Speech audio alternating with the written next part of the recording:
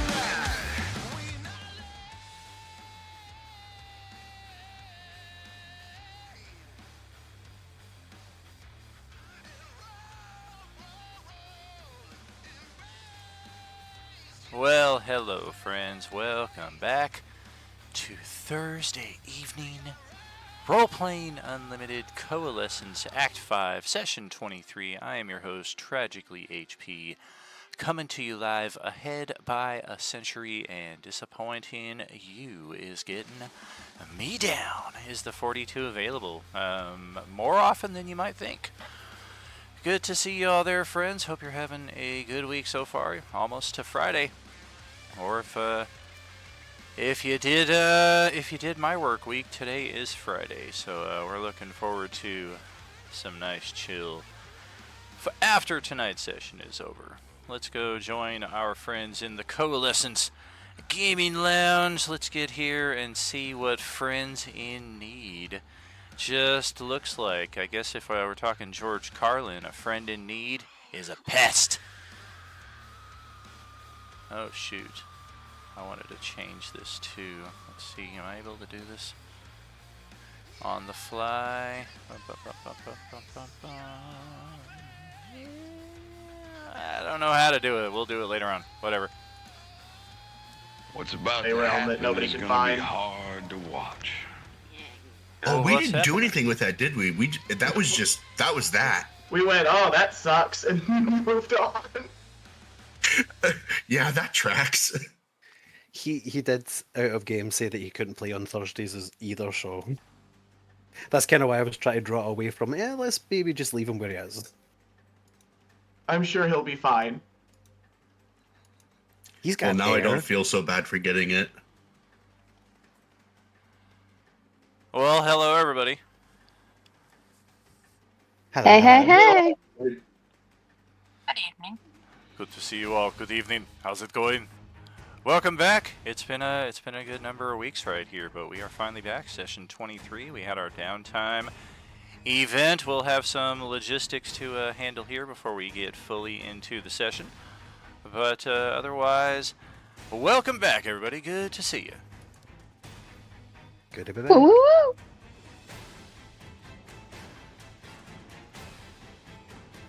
That's funny. I see that Ariana asked what the song was in the chat, and I answered it in Roll20.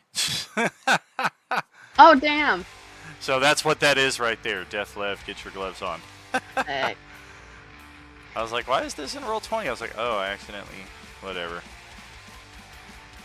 Alrighty, so we've got a bit of a repeat here. I think we had the same thing on Monday night. We've almost got a complete party reset here. Half of the party is gone and to be replaced with 3 new characters. Of course, they can never be replaced, but you get what I'm going for here. And as such, our members of the party here on the left represent the more senior members of the group, while our characters on the right are they who are just coming in.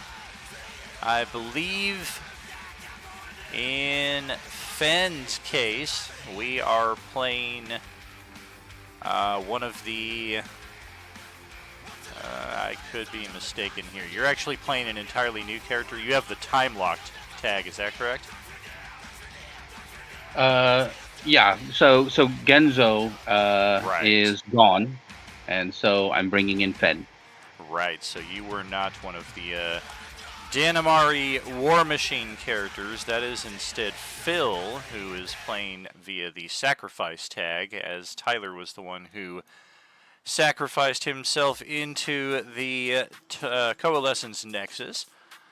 And then as Cowboy Ken, who was playing Kukulin, who had to move over from Wednesday to Thursday, and then unfortunately couldn't make that stick either with the work schedule.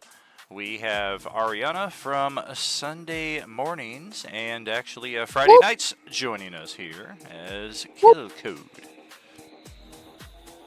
Killcode.execute. AKA Exe. For the full technical specifications, see the Easter egg section of the DVD menu. It's hidden behind Chapter 3, Row 4. Alright, so we're going to have some introductions to do in that capacity. We do also have one thing that I need to add to Kai's character sheet. I got Bonjon Bovi's new thing added on there, although it might be so. Actually, no, you're working off a new character sheet, right? Is that correct? Yeah, I had a question about how you wanted me to do that. On the character creation, do you want me to just stick with Eldritch Knight and then just like note the homebrew differences, or?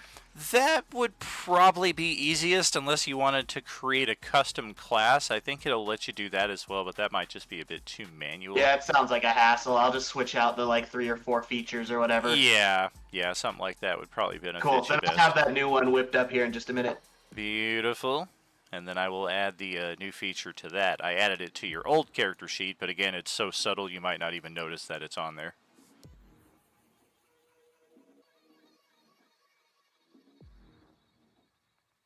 And then in Kai's case, I've got your character sheet open. What is... Yeah, here we go.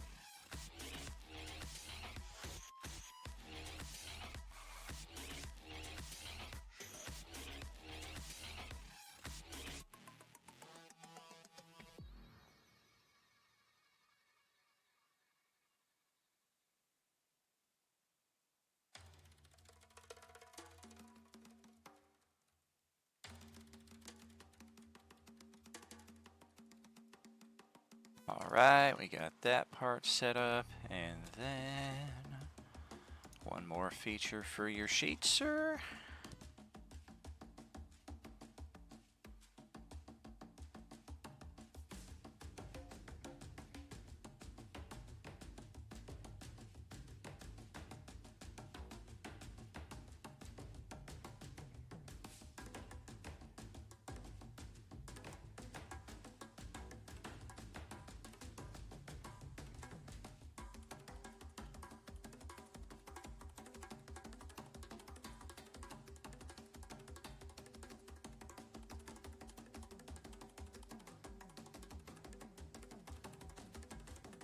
I forgot push to talk. Somebody at some point said, "Does anyone want to level up? I have some from Beskar Bucks or something or other." And I said I would love a level up, so I believe I'm level 9 now. I believe that was Kimberly who had a hype train level up that she was allowed to gift to a player. Johnny also had one, but I do not yet have it marked down who he gifted it to, but I will make sure to track that down sooner or later. Alright, so Kai, you are now set on your sheet. They are the bottom 2 abilities on the far right side. If you just scroll all the way to the bottom, you can see they are clearly listed as Time Mistress Chosen abilities.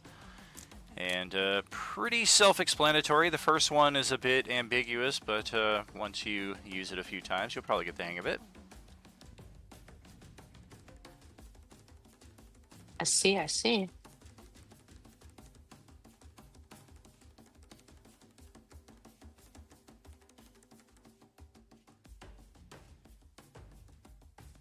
And this is the party that elected to go after the phylactery because we want to make friends with Zastam. We were going to like go find it, polish it up, and like supercharge it, Besties. make it more indestructible, and then like bring it to him and be like, you know, this thing was we're gonna vulnerable. make it look really nice. That's all we're gonna do. Yeah, this thing was Excuse- vulnerable. We wanted to bring it to Add you. some wire wrapping.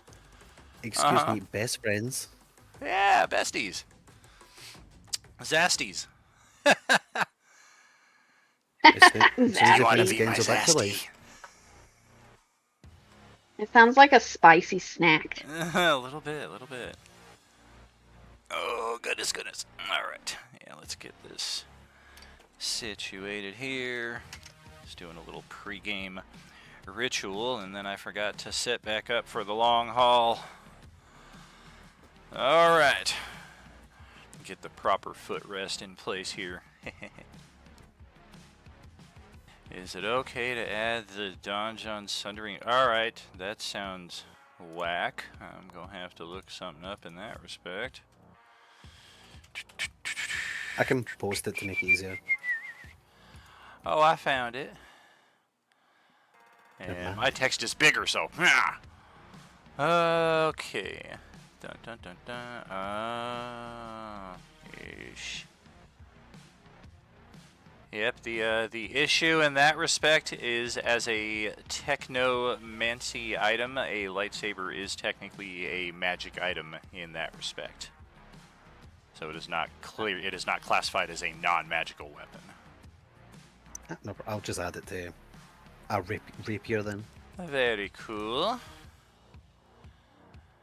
Alrighty, so we got that set. We know what our quest is going to be. For those who did not catch the details posted in participation before we fully closed out, the Time Mistress has chosen a mission of her own. She is going to attempt to track down the world of Lorth, the site of the endgame battle against Nihilus last July. Can you believe it? It's already been just over a year since endgame. And that was the last we heard of all 50-something characters that we spent a good year building up from levels 1 to, in some cases, I think Westy had gotten up to like level 25 with his character because he played at multiple tables with the same character and based on the rules we had back then, yada yada. But we haven't heard hide nor hair of those characters in over a year. Last we know, the world imploded and the fates of everyone and everything there.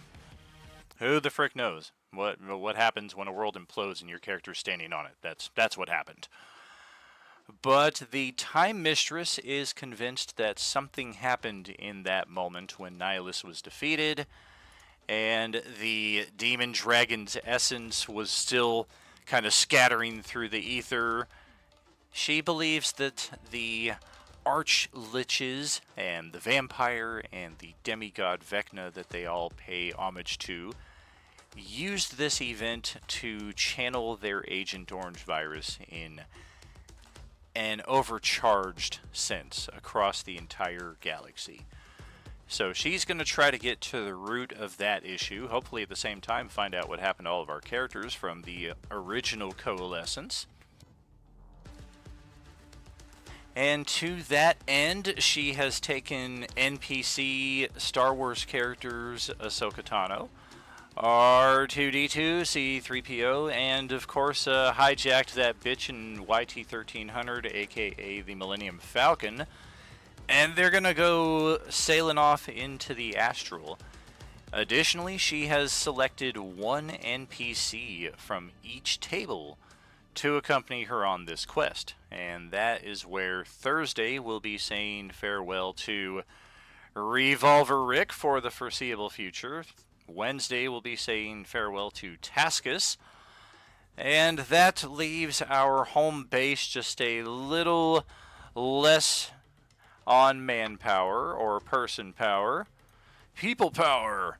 And yeah, you can see especially here for Wednesday, they are really kind of scratching the barrel here as far as NPCs go. This guy technically isn't even really here.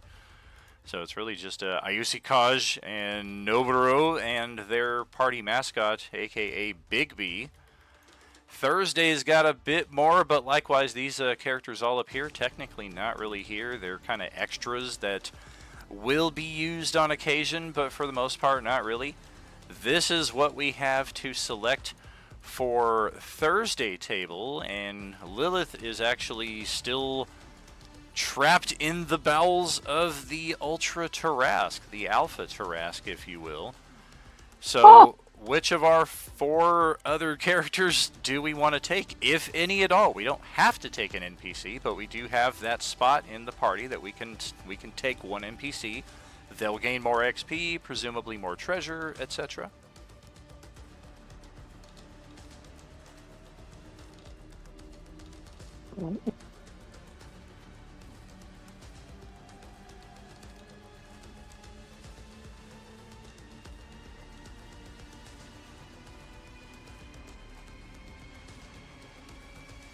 So I don't know anything about these guys. Any of them have any good skills? Any of them squishy? What is DWM again? Oh, he's not Janamari working. War Machine.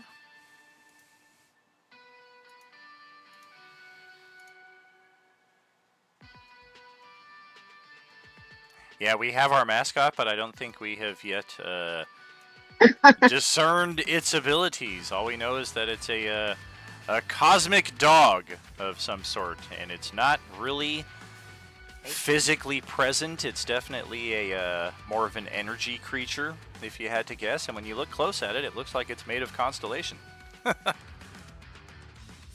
Heck yeah, that's cool as hell. Intro.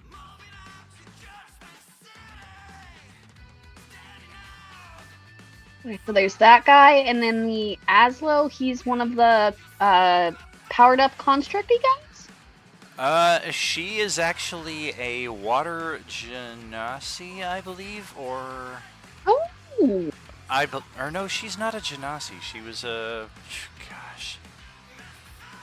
She was on, I believe she was on a space, almost like a space field trip, I think she was saying. Right. And she I'm lost her trying to- class. Right, I'm trying to remember what her species was here. Did I ever even craft a character sheet for her? I doubt it. Nope. It was way back at our first temple, and we just sent her to the castle. Yeah, I definitely remember where we found her, and she had some. Her primary offensive mode, as I recall, was a radiant beam, so she is pretty effective against the undead. But otherwise, we don't really know a whole lot about her capabilities. Effective against undead is helpful.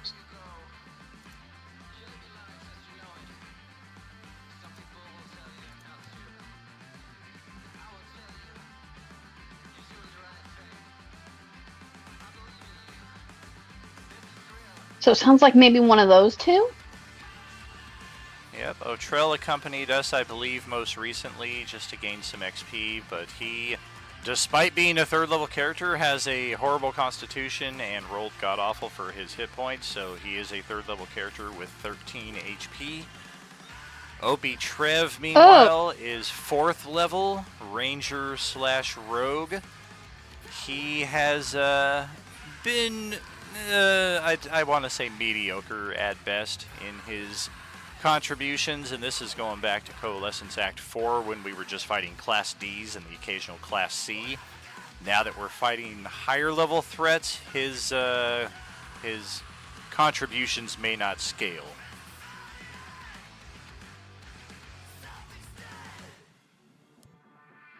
Oh yeah, Otrell saw Tyler torture the guy. Yeah, that definitely kind of turned some of his opinion there. That's what Not made my him go fault. He's home. a bitch. I'm out of here. Before the cops show up. That's right. And It we had did to elect to be bring done. Lilith initially, but yeah, she got swallowed up by the Tarrasque in the first outing that we went with her. Wham. Gobble. Listen, all we're hearing is that companions haven't been real helpful.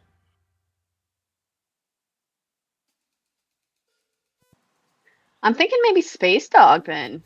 Just for the vibe? Woof woof. Good pupper's always the smart choice. All right. Morale boost to the party. Boink. Sounds Move you good. on over there.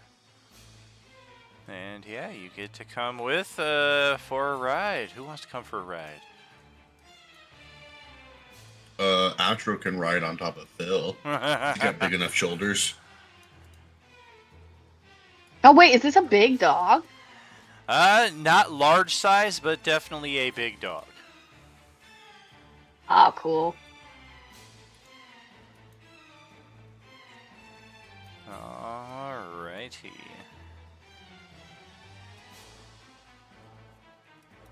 And Astro's abilities are not going to be inherently obvious until they are, and then at that point it's DiGiorno. Alright, so that being set up right there, we got our new characters, we got our existing characters. Let's take a brief moment for Bonjon, Celestiana, and even to an extent Gilly here, who kind of did a character overhaul during the downtime. Let's just talk about any significant plot moments, events, things of that nature that have occurred to you that players who didn't participate in downtime may have missed completely, and all of a sudden if you unveil it in the game, they're like, whoa, when did that happen? I became a student of the Force and respec off of Eldritch Knight into the Homebrew Jedi Disciple subclass. Yeah. Nice. Yeah, that double-bladed lightsaber he had turned out to have a holocron attached to it that has gifted him with some cool abilities. Nice. Yeah, it's gonna double my lightsaber damage, which is really, really cool. I just gotta figure out how to finish editing this sheet. Where is it? Is it still here, or did I... Can't remember if I took this out or if it's still there. I guess we took it out. I used to have Duel of the Fates in the thing here. I was like, yeah, it also comes with its own theme song. Instead, we have this now. And the lightsaber ignites. I find your lack of faith disturbing. Alright, and Celestiana, what about your character? We definitely had some major developments with you. Mostly this kind of an alliance sort of with Time Mistress now. She's given me some of her ability, which I will be exploring as we move forward. But yeah, I think that's mostly it. In a nutshell, that is indeed it, with a bit more elaboration. For those who do not recall, we ended the penultimate session before downtime with Celestiana interacting with the Nexus event, and she, of all 6 characters, actually 7 characters to do so. I think this was the only table where we had a bit of a discrepancy in who was going to be the sacrifice. Of all the characters who interacted with the Nexus, Celestiana was the only one to roll a natural 20, which, had she gone through with the sacrifice, would have had some additional benefits to both the setting as well as the abilities that could have been gifted to the party. We already gained some significant bonuses in that respect when Tyler instead chose to enact the sacrifice. But because Celestiana bonded ever so briefly with the Time Mistress on that natural 20, that created this link now where the Time Mistress sees potential in this character and wants to use her as her chosen to enact her will in the story going forward. Hashtag you're welcome.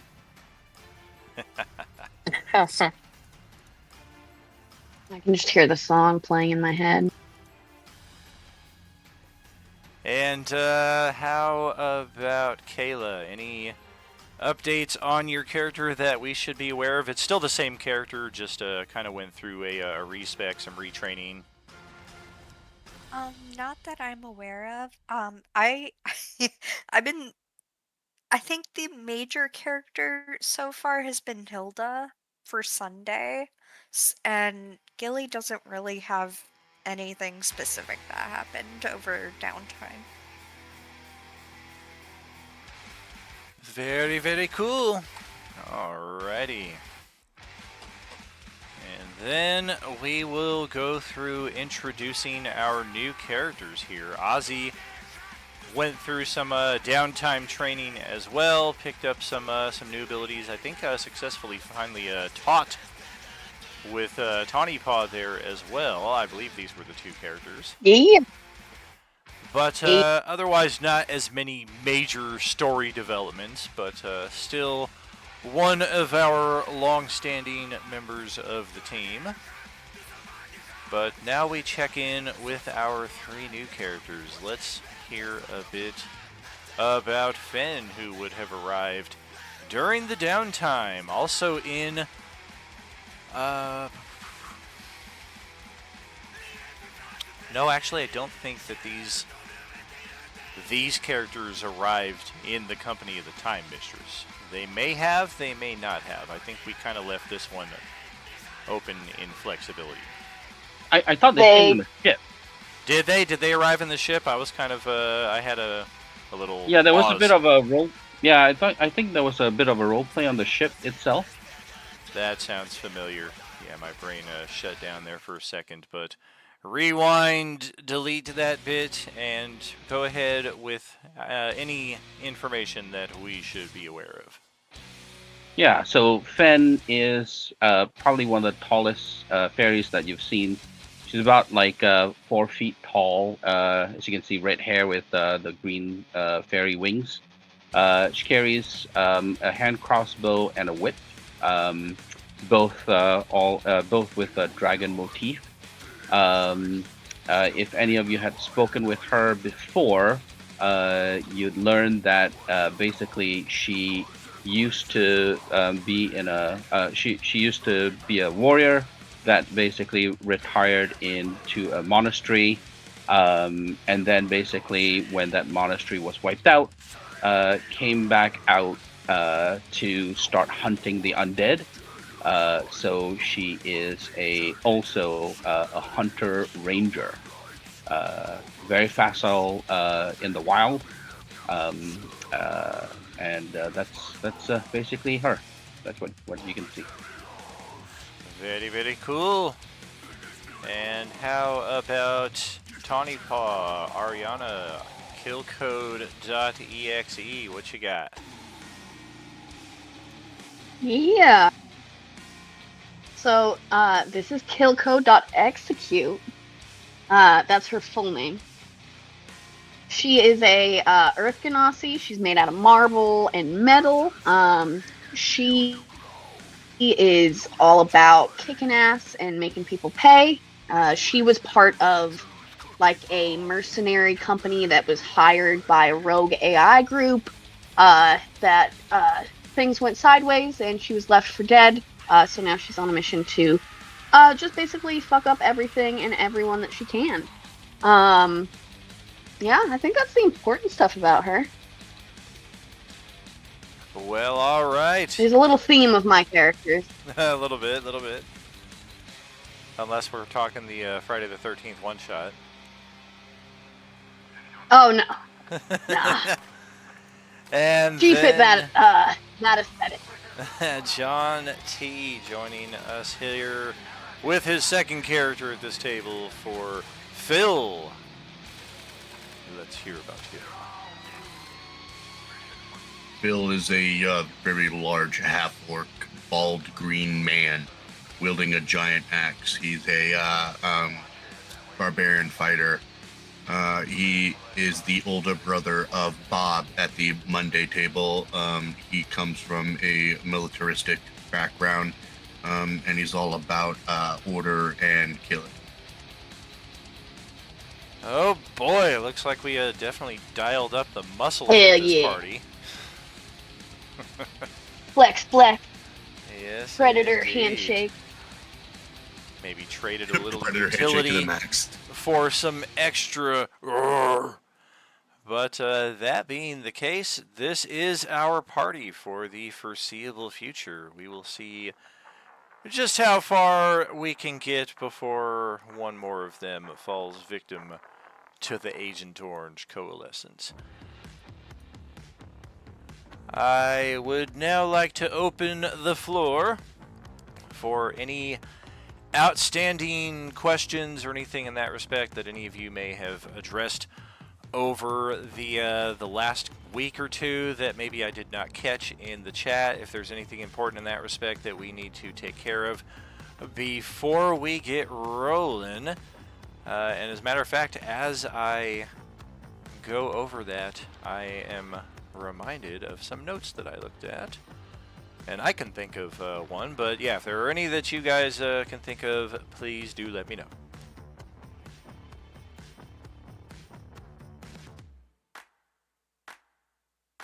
I think I need to be added to this table's merchant. Yeah, Fen, or I need to be as well, because somehow I got kicked out. Can't access. Damn, the I was Too hoping you cool. wouldn't- I was hoping you wouldn't notice. Let's see, what is this? Shizukesa.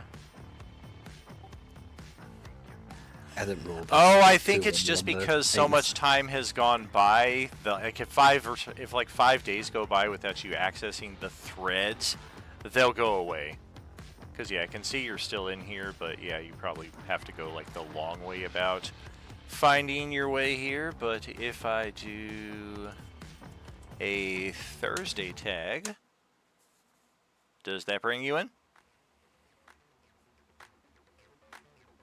Oh, and there's Kimberly tagging Jay individually, but he should have the Thursday tag as well, so both of those should Yeah, no, get you there.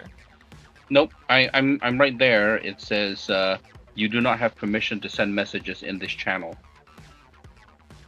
Huh. Mine Oh, also that's says right. that. Yeah, you don't need. Yeah, that is a channel that. Oh, geez. Yep, and I see part of the problem that's going on here. Okay, so yeah, the only people who should be able to text in that channel are the people who are rolling the mercantile randomly. Kimberly and DJ are two of those people, as is Paul. But there is a bartering thread attached to that channel where all of the information that you guys are posting about buying this and that, that's where that should be posted, because then other players okay. who can't access that come in, they're like, wait a minute, I can't do anything. So just, and also it prevents the mercantile from being buried under what everybody else has bought. So just a couple of things to keep in mind in that respect. Okay, so that's one. That's one. Paul, I forget, was it this character or the Sunday night character that you opted for your very rare magic item from the hype train on July 5th? It was for Peely Beal. Wednesday character. Oh, Wednesday character, yes.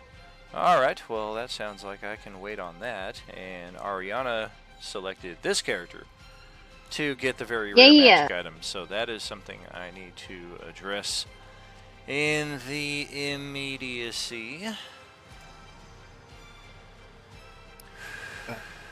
Also, I bought the Ebony Fly figurine, but only to use its fly speed. If you want to forego making a token for it and just have as they have a fly speed until it's dead, obviously. Gotcha, yeah, I mean, if it gets like hit by AoEs and things like that, it could certainly be useful to have something in that respect.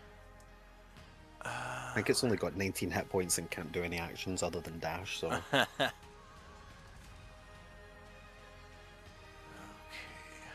what am I? And for aesthetic purposes, it's a bee. Okay. Damn it, my brain shut off again. I'm burning the candle at both ends, no doubt.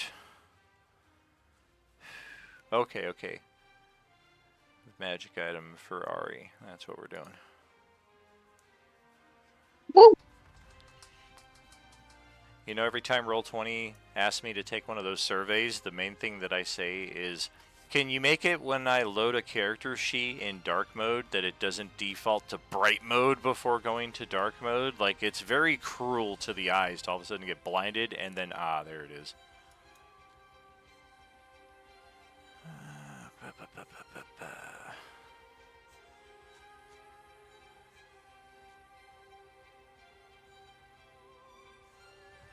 Wow, what the heck is this? I naturally assumed that Ari was playing a barbarian.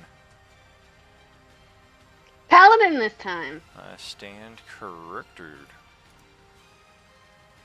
I'm Okay, branching out. a little bit. We'll see how it goes. We love having a paladin along. This is my first time really playing one, so if there's stuff that I have that I'm forgetting about, feel free to yell at me. We're just gonna Just smite everything. Yeah. We're just gonna point you in a direction and say, "Go smite that guy." Can You don't do! have spell slots. You have smite slots. Don't even look at your spell list. Don't even worry about it. 100%. Yeah, I can do that. Smite and aura is all you need. And then if I get killed, which is likely, it happens a lot, I'll go, lay on hands, please. Murder.exe. I got that one. That's it. That's paladins. You're gonna do great, Perfect. kid. I can do that.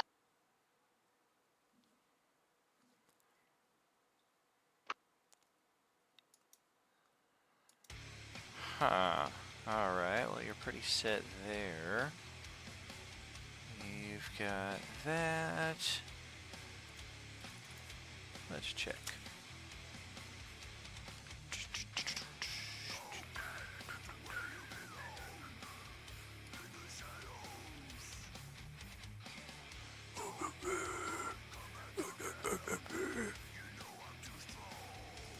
Alright, I will come to regret this. But whatever. Woohoo! That's what happens when you hype it up. Alright, let's throw a suit of +2 plate armor on the character, so now your AC is 22 instead of 20. Woo! Better than mine. That is a very rare magic item, and while I'm thinking of it, let me make a note of that before I forget. +2 plate armor. Got it, and then I need to take care of Paul's later on, and then DJ has one also coming up for Wednesday, but I'm pretty much handling all these at the time of the table going off. I did as much prep as I could, and I do apologize that some of that spills over into our session. I also appreciate and thank each of you for your patience while we get this opening logistics bit underway. But as there were no other questions or anything in that respect, I think we are good to roll. That's perfect. I just finished copying my spells over. Oh, fantastic. Also, Daniel, just to put your mind at ease, for Peely Beale, it was just an ion stone, and I've already added it.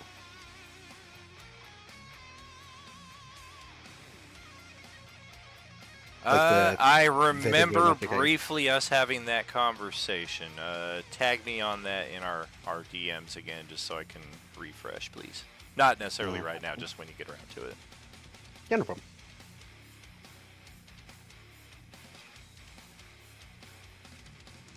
Okay, so I will now direct your attention to over here. I was hoping we wouldn't pull at that thread too much when Kai was asking what the DWM is right there. But for those of you who do not remember, Marcel de Brenz is a character, an extra, at this table, occasionally Wednesday table, portrayed by Don, who has been part of Roleplaying Unlimited since before it really existed. He's been around since '98 at my tables, so we go back a ways. Marcel is also the very first character he ever played in Animeers, so when we did this whole Coalescence reboot, multiverse thing, he wanted to go back and kind of play that character, so that's where that guy comes from. DWM 8221 is our first Danamari War Machine introduction at this table, and he runs on emeralds, and it took our group a bit of an effort to find a substantial enough number of emeralds to fuel him. I will tell you, this will fuel him for the campaign. We're not going to have to worry about this becoming a frequent thing where every few sessions we got to go hunt down another emerald mine just to get this guy some gas. Marcel and DWM, upon hearing of your group's intentions to, let's go to the regional map now. Reminder that has been completely opened up. And for any of you who have not yet noticed this thing up here, this is probably important.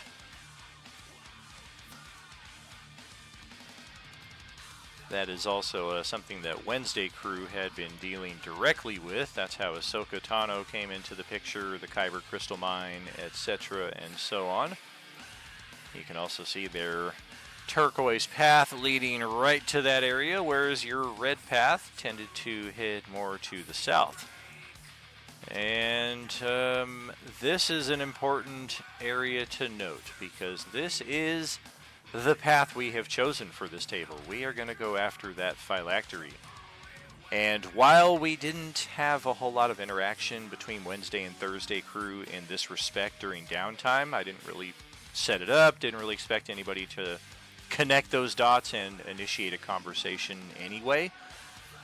But not only have both of our tables been to that island and were promptly chased off by the Tarrasque, the Wednesday crew, when they went through their teleportation terrors 2 or 3 session arc of the campaign, they briefly experienced a potential future where their party was attempting to do something at that island. There's the shrine. It was surrounded by perhaps a wall of force, perhaps a prismatic dome.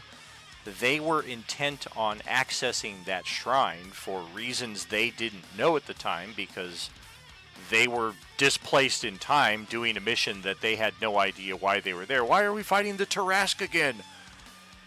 But when everything kind of resynchronized and the story took its proper pace, they started to realize, oh, in that potential future, our group decided to go after the phylactery, and we went to that island, and for whatever reason, we are facing the Tarrasque again while trying to enter the shrine that contains Zastam's phylactery. That is an intense encounter. It is a final boss worthy encounter, so I do encourage you to make your plans accordingly, because I mean, if we just want to go right there right now, we can be there by mid-morning. This is not a large map by any means. It is the smallest one that we have. And if our group at this level feels that we are properly equipped to go right after the phylactery, that is certainly an option. But going back to our NPCs, Marcel and DWM, upon hearing that our group is going to try to check out that phylactery location,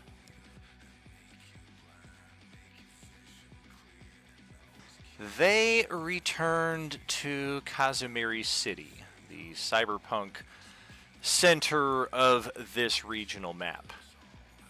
What exactly they were hoping to get there, they are kind of loose in defining, because time is precious, and more importantly, by the specifics of the spell that they are sending, they are limited to the number of words that they can share. So what you are able to ascertain is they came here looking for some kind of upgrades to help our ultimate objective here. While in Kazumiri City, we have come under attack by masses of the undead. Please help. Send aid immediately. This message is directed to, I would say, Ozzy of the group right here. It looks like Celestiana and Bonjon kind of have their thoughts and their focuses elsewhere, whereas Ozzy is, in this case, probably old reliable. So he is the one who receives this message of our friends in need. He said it. They are over in Kazumiri City South. And Rohan will answer.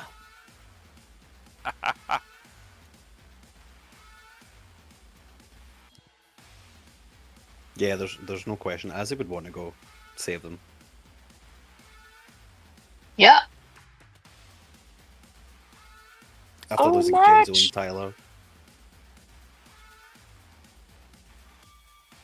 Can't lose anyone else. Except the zombies. Who's driving the Humvee? That is Thursday Party Oh, I Domain. am, obviously. You're gonna keep on as the driver. Yeah, especially since I Beautiful. respect and I have good decks now. Oh, beautiful. Smart.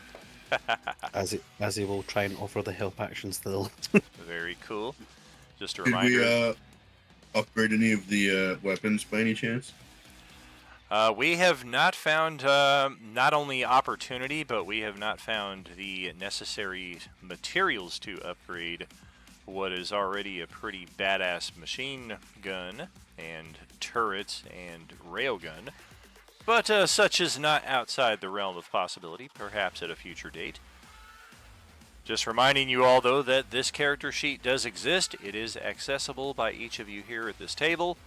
I think so. Did I make it all players? Yep, all players can access it. So technically Wednesday could also like try and hotwire this and steal it from you. Looks like the last entry in it though wasn't filled out all the way. Yeah, I'm doing it right now. Sorry. Oh, okay. I was about to say it's like OP and OJ have been added. Nope, but that is I just that is realised some of that is the correct numbers right there. A 10 to hit for 0 damage. No, thank you. All right, so that is why positions in the vehicle do matter to an extent, i.e., who is mounting which weapon, who is claiming which weapon. If you're sitting in the back seat on the passenger side, that laser turret is perfectly placed for you. If you want to kind of sit center, but in the turret above everybody, in a sense, that swivel machine gun is perfectly suited for you. And if you want to sit shotgun, the railgun is probably what works for you. Otherwise, you're probably just riding passenger, maybe with a head out the... There's not really windows on this thing. They're more like metal slats that you can kind of see through. If you have like line of effect spells, it's perfect for that. But line of sight, physical ranged attacks may have trouble getting through that. It's intentionally designed in such a way. It's defensive.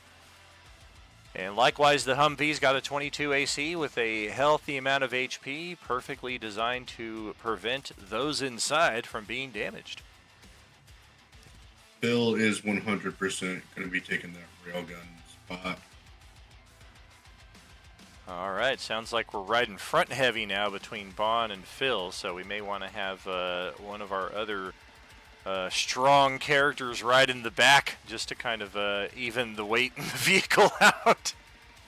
I no longer have good strength, just FYI. Oh, what happened? I respect, dude. I dumped it all into Dex and Charisma. Oh, you got rid of strength entirely. Gotcha. Yeah, it's not... I got it. It's a 0 now, so it's not negative, but still. Yeah, as a Jedi, strength and intelligence are probably the dump stats. Correct. Well, then you're building it wrong. I mean... Well, lightsaber's a finesse weapon, and intelligence doesn't really help you with your force powers or your combat prowess. So, cool. Completely disagree.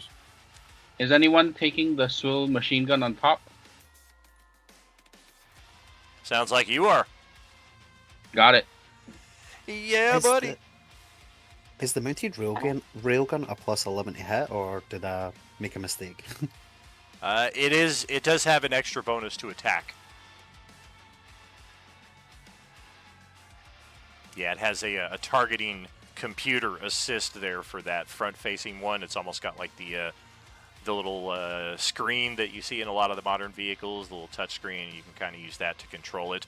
Whereas the other weapons are a bit more old school, like you're kind of looking through a grainy targeting screen, and you're kind of using your dexterity more for aiming.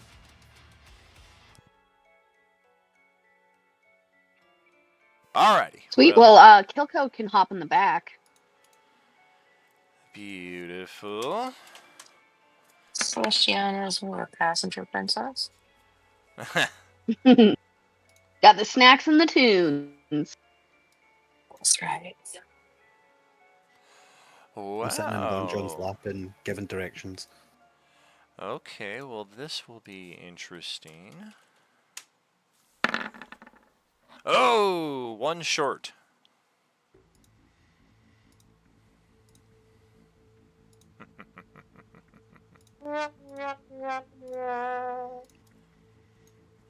Okay, well, let's get... I don't know if it's necessarily important. Oh, good. Easily accessed.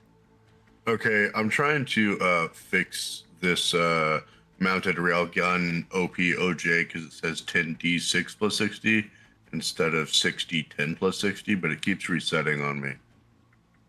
It may be that two of you are accessing it at the same time.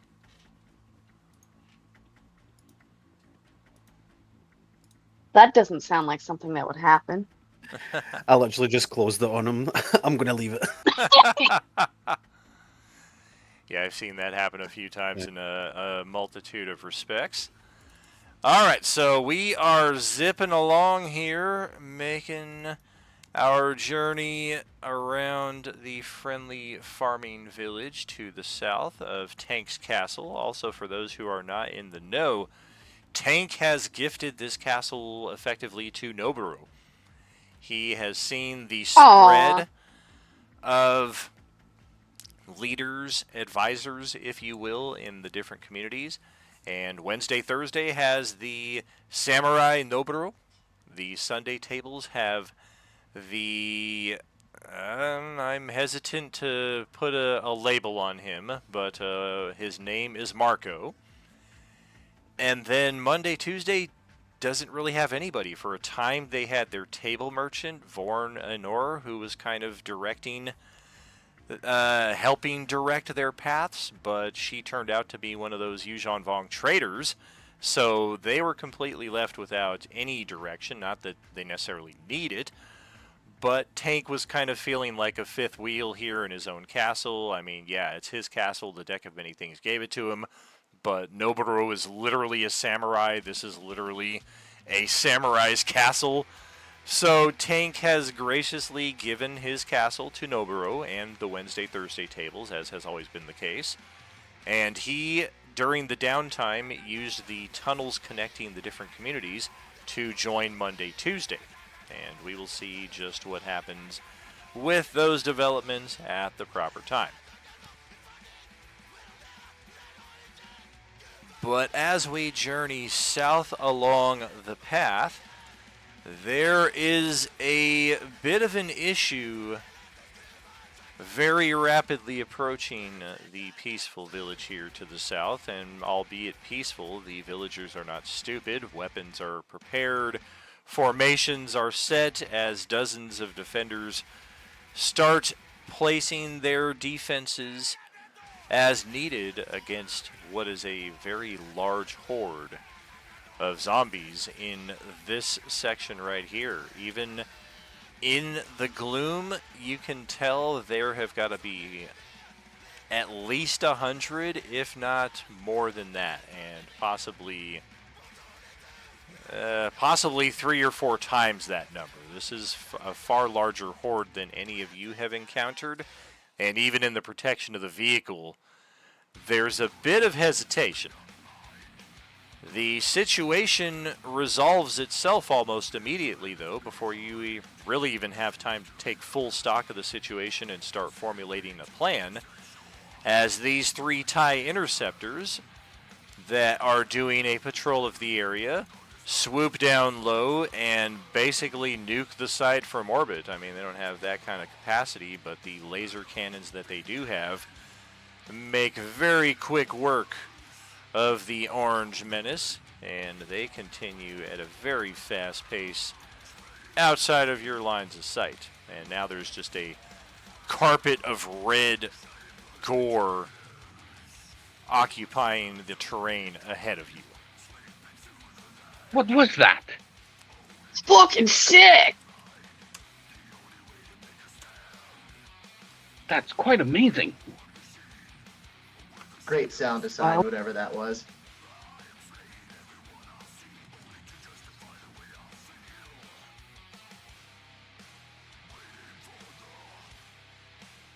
Gotta get me one of those. Does anybody know who's piloting those, or what faction they're from? Nah, if it's not on the ground, I don't bother with it. I believe it's from the large starship to the north. Spooky.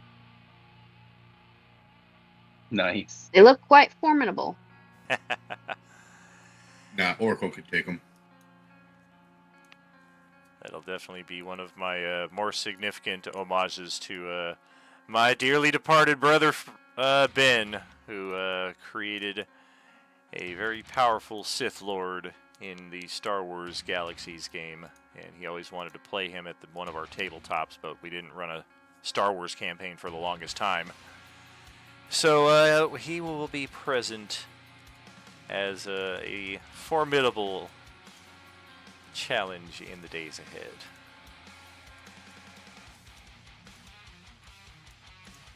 A tough enemy to make us better. Hey, that means no encounter. Clear sailing over the bridge. Plenty sturdy enough. It's been a long weekend, and these are tough people. I mean, these people survive natural disasters on a much more frequent basis than they would care to confess. So, yeah, it was like 4 or 5 days ago we had a large cluster of zombies make their way through this area. But here it is after a long weekend, and you can see signs of rebuilding, people outside setting up new defenses.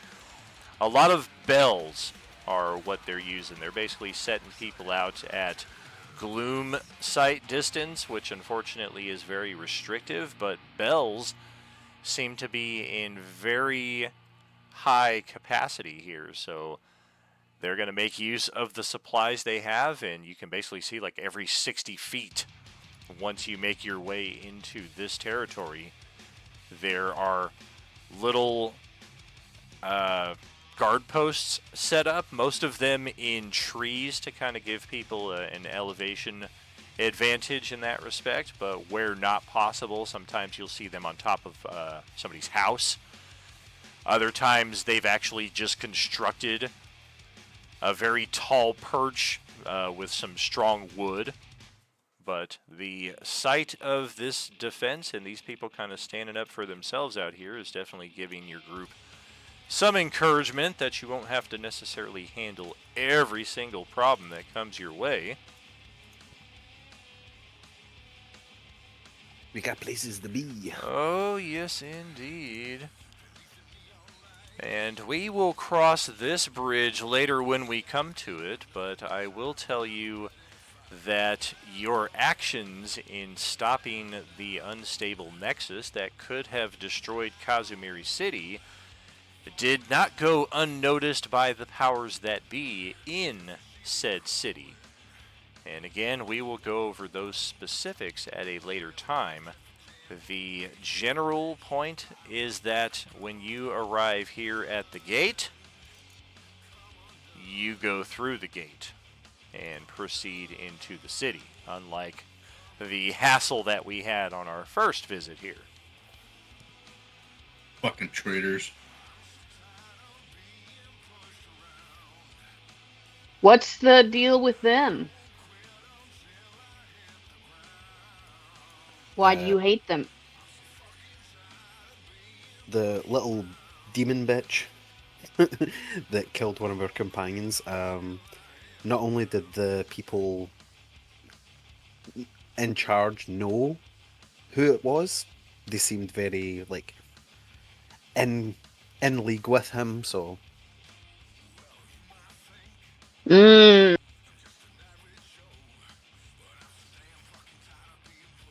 there isn't going to be any holding my hands up and going to prison this time. It's I'll destroy the city. 100%. Wait, Phil doesn't I'm know down what's to going on. destroy some cities.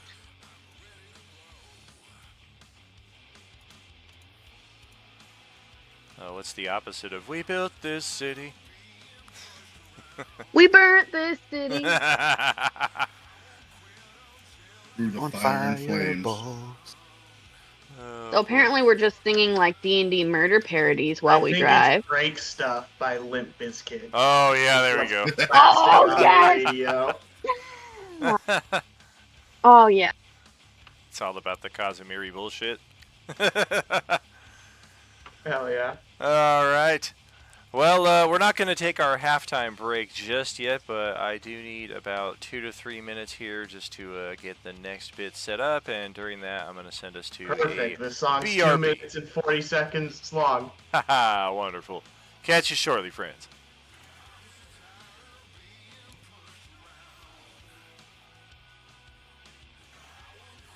I got to track down Yuna.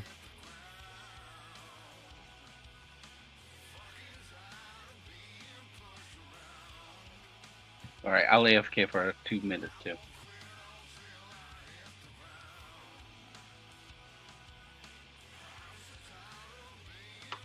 Who's Yuna? Well, the person that Tyler Heelman brutally tortured and then later murdered. Ah. He had a necklace on him that said "From Yuna." It's very side questy that only Azia and Genzo know anything about, so that's why I was like, kind of just park up and be like, here you go.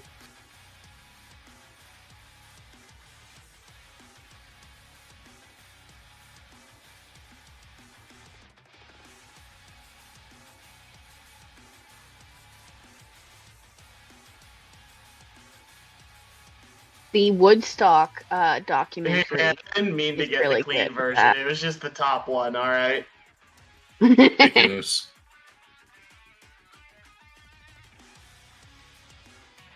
I'm gonna My go last get another boss. beer. That's the thing. Get it.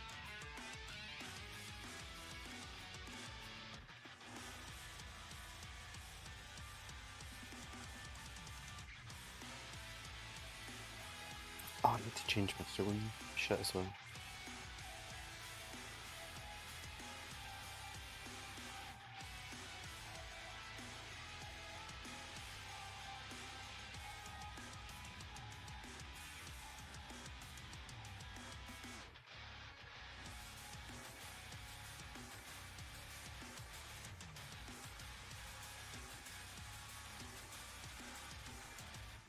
Back. Hello. Mozart.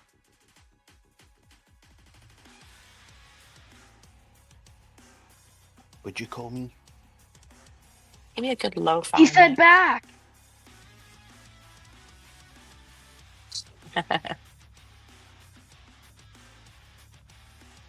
What'd you say?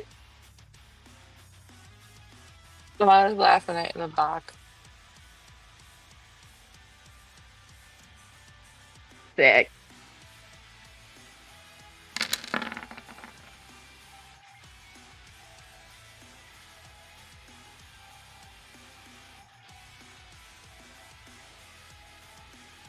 Wow, Roll20 is so slow right now. Is that like how high we're gonna get if we like hit the one hitter? That's just what I call all my healing items. Ah. Greater one hitter.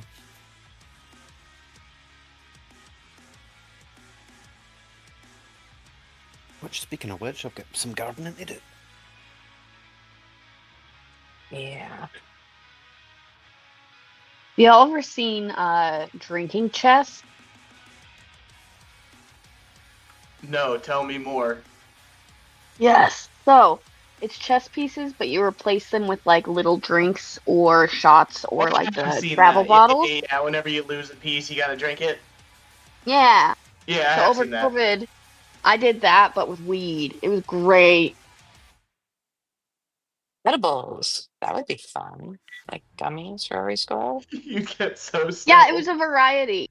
Like the not queen and survive. king were dabs, but the I was just pawns, gonna I say, you think just they should were make little it every bits. time you move a piece, you just take a dab. I mean, how does Yeah. this game work? I'd be unconscious Absolutely like wrecked 3 within the turns first in. 5 moves. Yeah, like 3 or 4 turns in. I'm like, take it down. Wait, are you the white pieces or am I? No, I'm white. What are you? You can't just ask Pink? somebody that. I'm pink. Oh, wait, no, I can't say that. All right, we are back, friends. The gaming channel. Contain yourself. Hey Dan, how are you? Oh, doing all right. Just trying to thwart this migraine before it becomes anything more serious. To that effect, we're going to put in a late night Starbucks order here.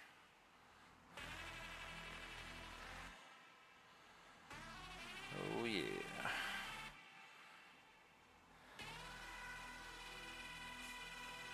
Ain't got no legs, Lieutenant Dan. Ain't got no legs. Lieutenant Dan, ice cream. Welcome back. This was a fun map, What the fuck? and now it's just a lot more fun. Whoa! That's cool as hell. Right? Oh, fantastic. I'm gonna be And 100% honest. I wasn't cool. paying attention, and I was just watching the screen just keep moving, and I thought the map was just continuously unveiling. I was like, "How fucking big is this map?" It's a big city. and we will pause zombie drag. that as Thank God. yeah, we come to realize yeah, we probably can't plow through this. I mean, we might be able to, like, a bit, but then we're probably going to get too much zombie stuck in the vehicle. So, at What's least the a... weight limit on levitate? yeah, I don't know. That might be worth checking into. But this will definitely be a cause for adjusting and evaluating the situation. And in that respect, let's get a turn order populated for our party here. This is one we might be able to bypass some or a great majority of it, depending on how the map lines up and how quickly we're able to just fly off of the map. Of course, we're moving around when it's not even our turn right now, so bad form! But otherwise, Sorry. how dare you? Otherwise, yeah, everybody get 500 pounds, your can't do it. initiative rolled. Roll And then I will- 20 is being really weird. I'm going to have to add your totals in myself. All right, let's get back to this order here while you're getting your totals all set. So you just want us to roll in it without touching that token, right? Correct. Yeah, just roll off of your character sheet, and then I will add your things in manually.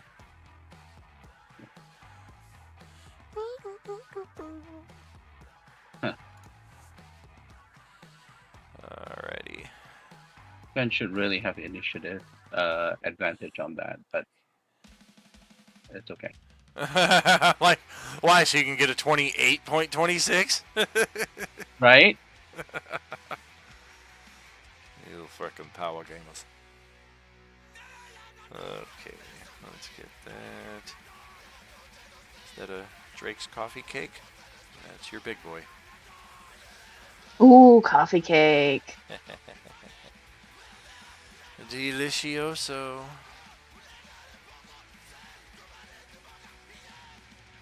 Oh yeah, good. It is, isn't it? It is. There we go. Delivery in 28 to 43 minutes. That's one of the things about Vegas I do like is the convenience. Although I'd say at least 25-30% of the time we have an issue with our order in some respects. So Yeah. it is what it is. You pay for that convenience. Nature of the beast. Yep. Okay. Order is in, and we are set for turn order. Of course, I got a lot of mofos to roll now.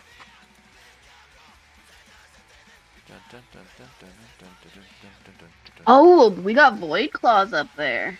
Yes, we do. We got a mixture of D's and C's in here, although mostly D's, class dumbass. Jeez, nuts. Where's my oranges? There's my oranges. Go with the D13.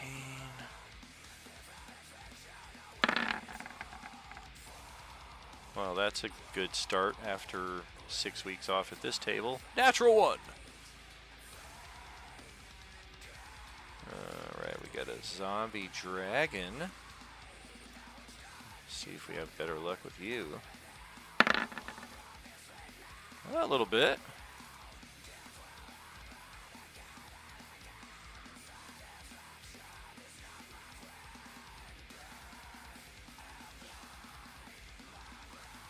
Alright, Void Claws tend to be some of the more efficient foes on the field.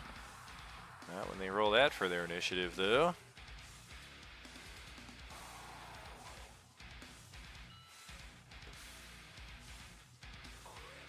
Ogre Zombie. Star running back.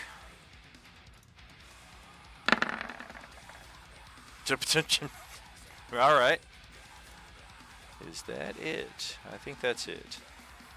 Alright, so now let's get all of your orders in. I have to do some manual for this. Phil. Got a 19-2.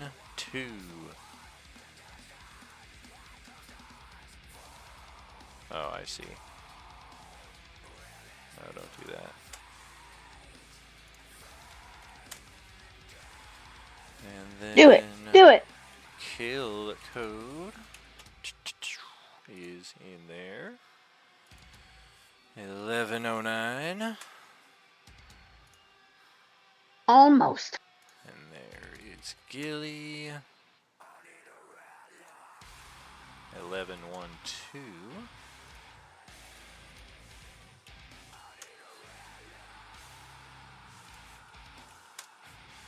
$21.22. Bon John rocking a mighty 613. I'm never gonna break out of the single-digit initiative club. Celestiana is 412. And then there is Jay, whose turn was so fast he went before we even got the initiative assembled. None of us can quite recall what he did either, but we're pretty sure it was awesome. Okay, so that's 1, 2, 3. We need to get Astro. I don't know how much use he would be in this scene, but you never know. He's moral support.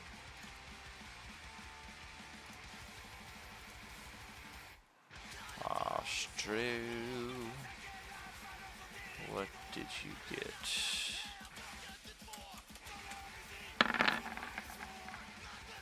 Oh, not bad.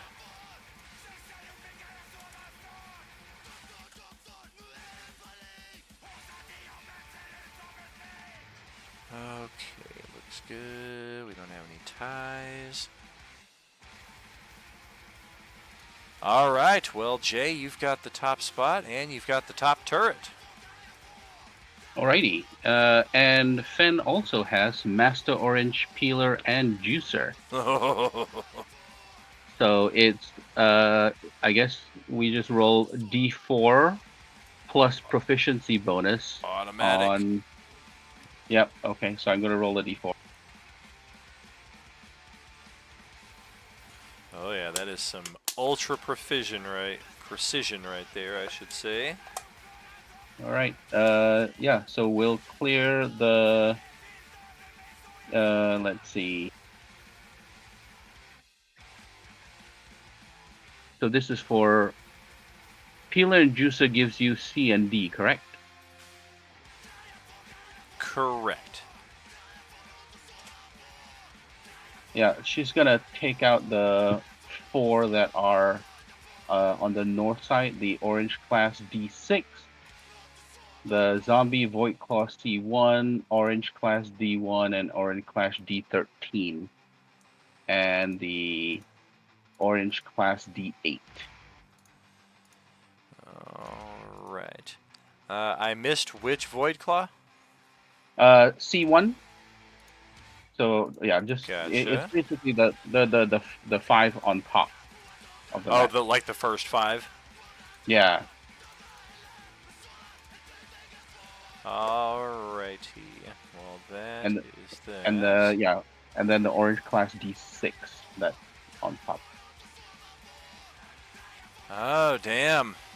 That is a heartbreak right there. I think we just lost our Platinum Ultra achievement progress. Eh? That is a shame. Oh, That is a damn shame. What happened? we'll get it. Caleb, What'd I do? Caleb out. It wasn't you. Caleb out for the rest of the session. No. I was not looking forward to posting that again after such a strong start. We haven't made it 2.5 sessions in probably like 3 or 4 months, and I thought for sure it was going to be me with my Wi-Fi outage. yeah, that was definitely seeming like a possibility for sure. Damn. All right. No very rare magic items yet. Maybe next time. Paul, that'll bring it back to your turn.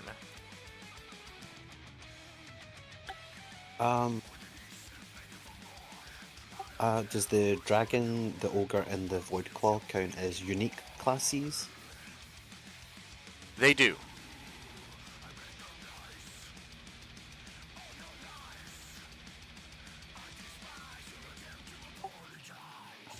I'm just gonna use my one of my fire opals from my Helm of Brilliance and cast Fireball. Fireball. Oh boy. Actually, a good idea.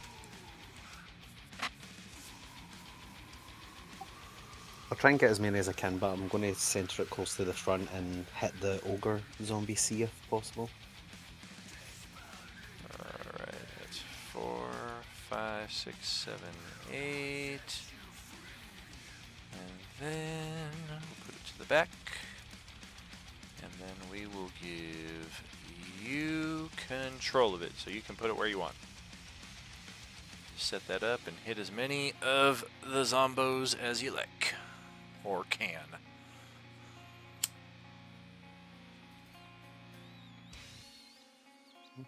I'll center it there so I can hit the Nice. C3 Void Claw and the ogre zombie. Solid. Okay. Alright. I did hail your dexterity there, ogre zombie, so don't let me down here.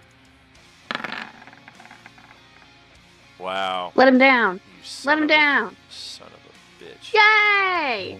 DC 18. Let's try Void Claw. Ah! Okay, and then 1, 2, 3, 4, 5, 6, 7, 8, 9, 10, 11 of the regulars, and we'll just roll 11 die 20. They each have a +5, so any of them that rolled a 13 or higher will have made it. Looks like 4 of them in total made it. Okay, so 21 damage. We'll start ticking this off right there. 21 off of you is 1, 2, 3, 4, 5. You made your save. 6, 7 also made the save. Number 9 also made the save. And 11 made the save. Alright, the rest of you did not. So you take the full. You take the fool. You take the fool. I pity the fool. I was gonna say that. I wanted to kind of amp up to it. There. I think we've got him. All right. Ouchie, ouchies.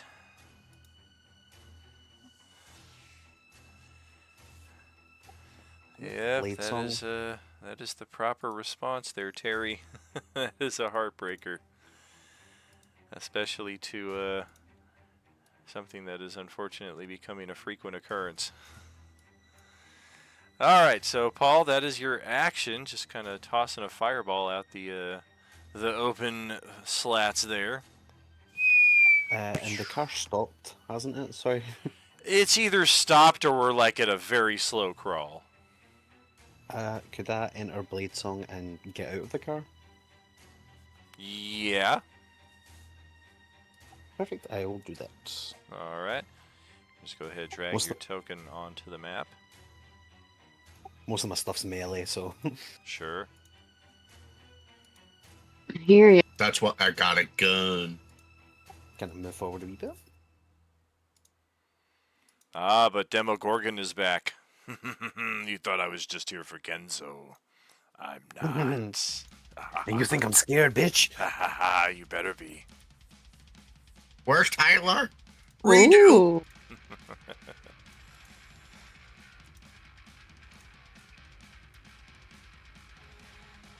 And that will be me, sorry. All right. Yeah, we had to bring in Demogorgon to take care of Genzo. We did not dare leave that one to chance, just like for Monday night for Adolin, we brought in Asmodeus, the leader of all the devils. Had to bring in the head demon and the head devil, and then a couple of the very top in each category to take out our other characters as well. None of them were any slouch. Phil, that's over to your turn. What the hell? How'd you all of a sudden get a 38 initiative? You saw this coming weeks ago. God. He has 38? your note. Where? You had a 19.2. It's like it all of a sudden doubled. There we go. Maybe it was because I opened the Humvee character page. My mighty heart is breaking. I'll be in the Humvee. I'm gonna shoot my gun at the ogre zombie seed. Alrighty.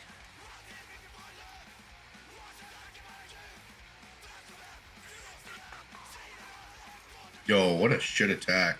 Can Wow. I mean, thankfully, I mean, this thing's rocking an 8 armor class, so yeah, that's just Oh, going. thank God! All That's right, just cool. just like burns a hole right through its chest, like fucking Jesse the Body in the first Predator movie. It looks down at it and then falls. Orange County. Fuck yeah! 208 radiant damage. Good God. So Bump. Wait, wouldn't it be the I have. OJ? No, it's a class C. Yeah, isn't that OJ? Am I crazy? Oh no, you're right. OC is for Oh, class B. yeah. You're right. I'm sure it's still dead, but yeah, go ahead and roll the other one anyway. I had like 60 hit points left. Yeah, 87 is still more than sufficient. Bop. Yeah, my bad. Because I have 2 attacks, can I do that again, or is that only for my melee? Extra attack can be used with the vehicular weapons. Dope. And I'm gonna do that again on the class C3 on bottom. Alrighty.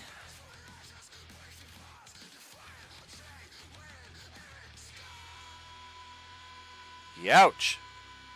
Well, my AC is a 14. I'll use an inspo then. Okay.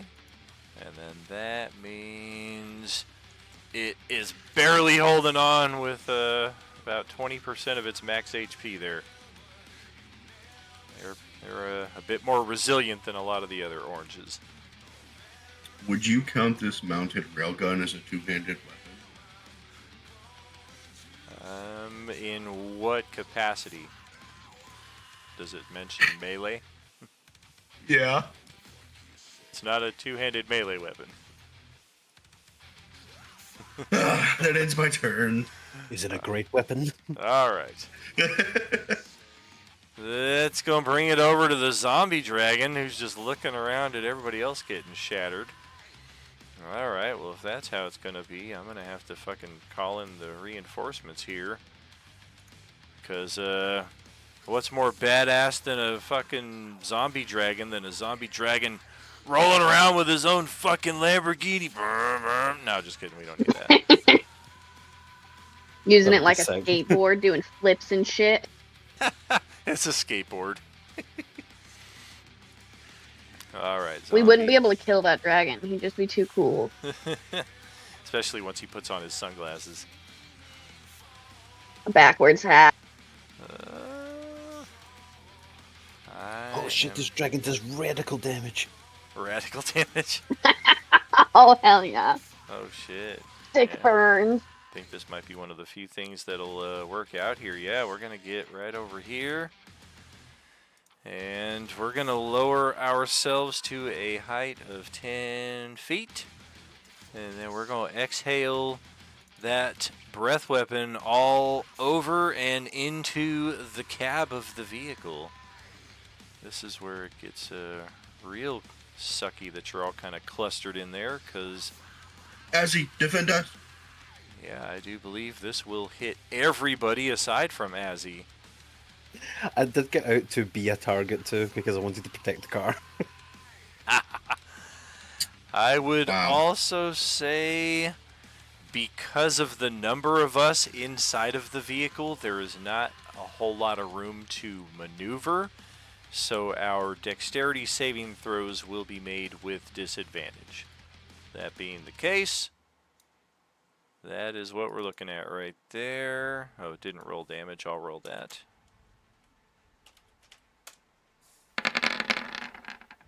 "71 necrotic damage if you fail your save. 35 if you make it. I don't think any of you are in danger of being reduced to 0 HP. I don't know why I did that. You said it was a disadvantage,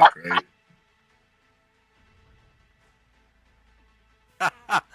That is correct. So you would use the 21 and just negate that second roll right there.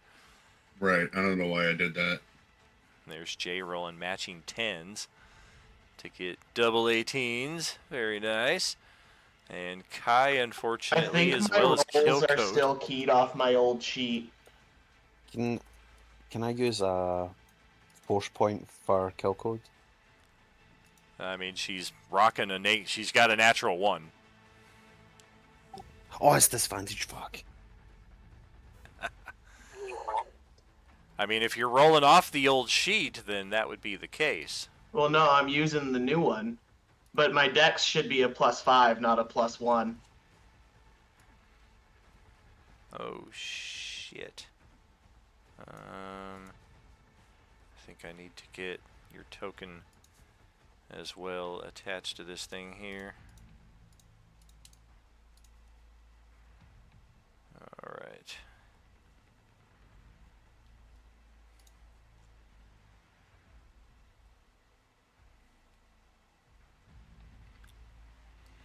That's a new one. Try Let me give again. it the old refresh and try again. Yeah.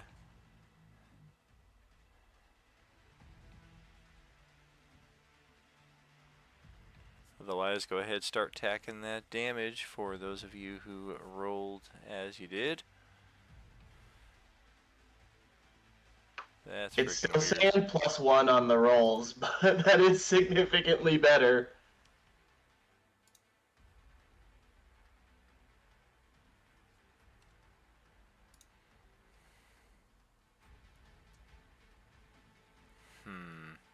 Yeah, I'm not seeing anything on your sheet that's adjusting that in that way.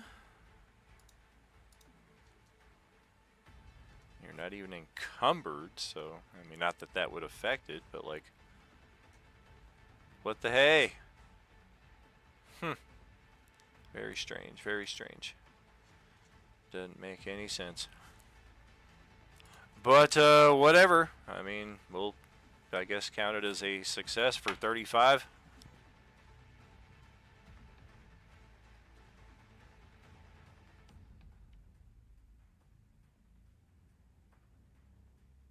And that will conclude the blue zombie dragon's turn. That's going to bring it over to Astro. Nope. The dog barks, but that's about it. And then it's over to Ariana's turn. First turn at the Thursday table. Welcome, welcome.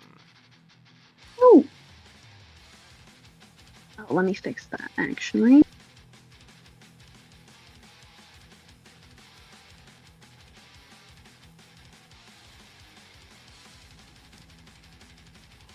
Those deck saves, were those a disadvantage? Yeah. Yeah, the dexes were disadvantaged. Yeah, I just want to make sure. Okay.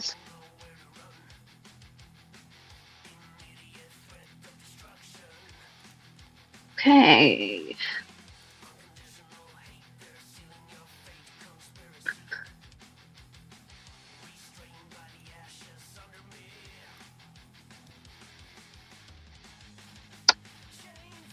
Which of the back Humvee weapons are they? What's up? So for the Humvee weapons, which ones, were there any in the back?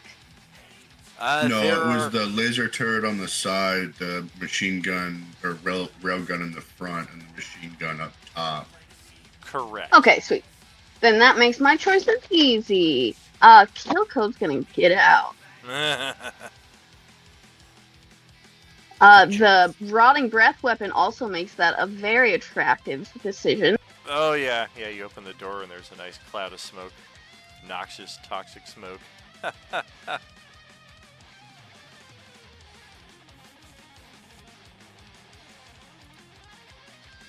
should have raged. Oh boy, coffee's almost here. Sweet. Woo, woo, woo. All right, and then is it cool if Tawny gave some of her crap to Kill Code during the downtime?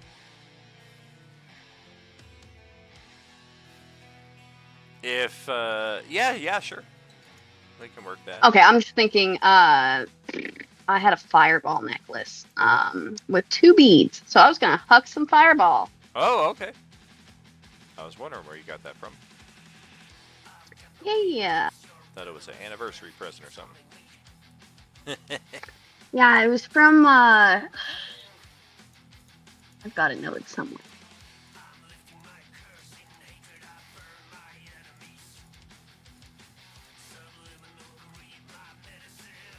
Okay, so because I'm using it from the beads, should I just look up the fireball spell?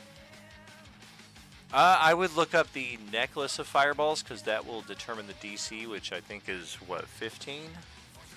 I think for the item. Yeah, 15. And then it's an 8-die-6 fireball, so you can roll the damage, and then I will likewise get a fireball out here.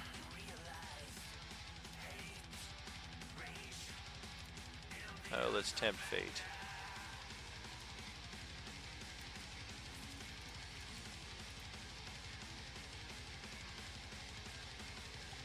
Purple.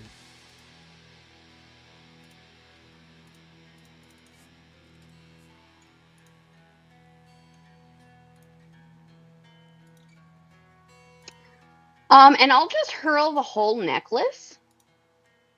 So I can do so as one action. When you do so, you increase the level of fireball by 1 for each bead. So I have 2 beads.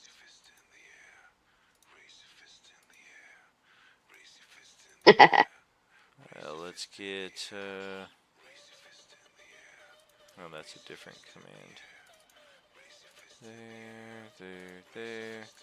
Alright, you should be able to move that thing around. As you wish. Oh, where did it go?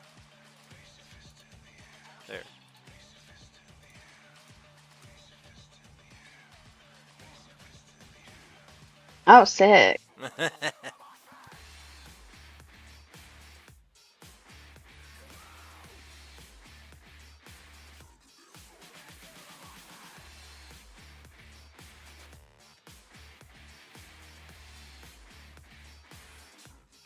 Alright, we're gonna go there. And for the extra level for the fire beads, is that just another 2d6? I think it's an extra 1 die 6 per level. Sweet. So it should be a 9 die 6er right there. Okay, looks like I got 2, 4, 5, 6, 7, 8, 9, 10 class dumbasses, and 1 void claw.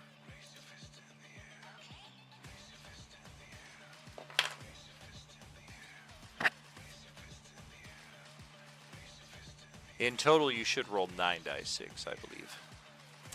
Oh, sick. Do you want me just to add on the additional ones? If you want, or if you just want to roll it all as one, that's okay too. Oh.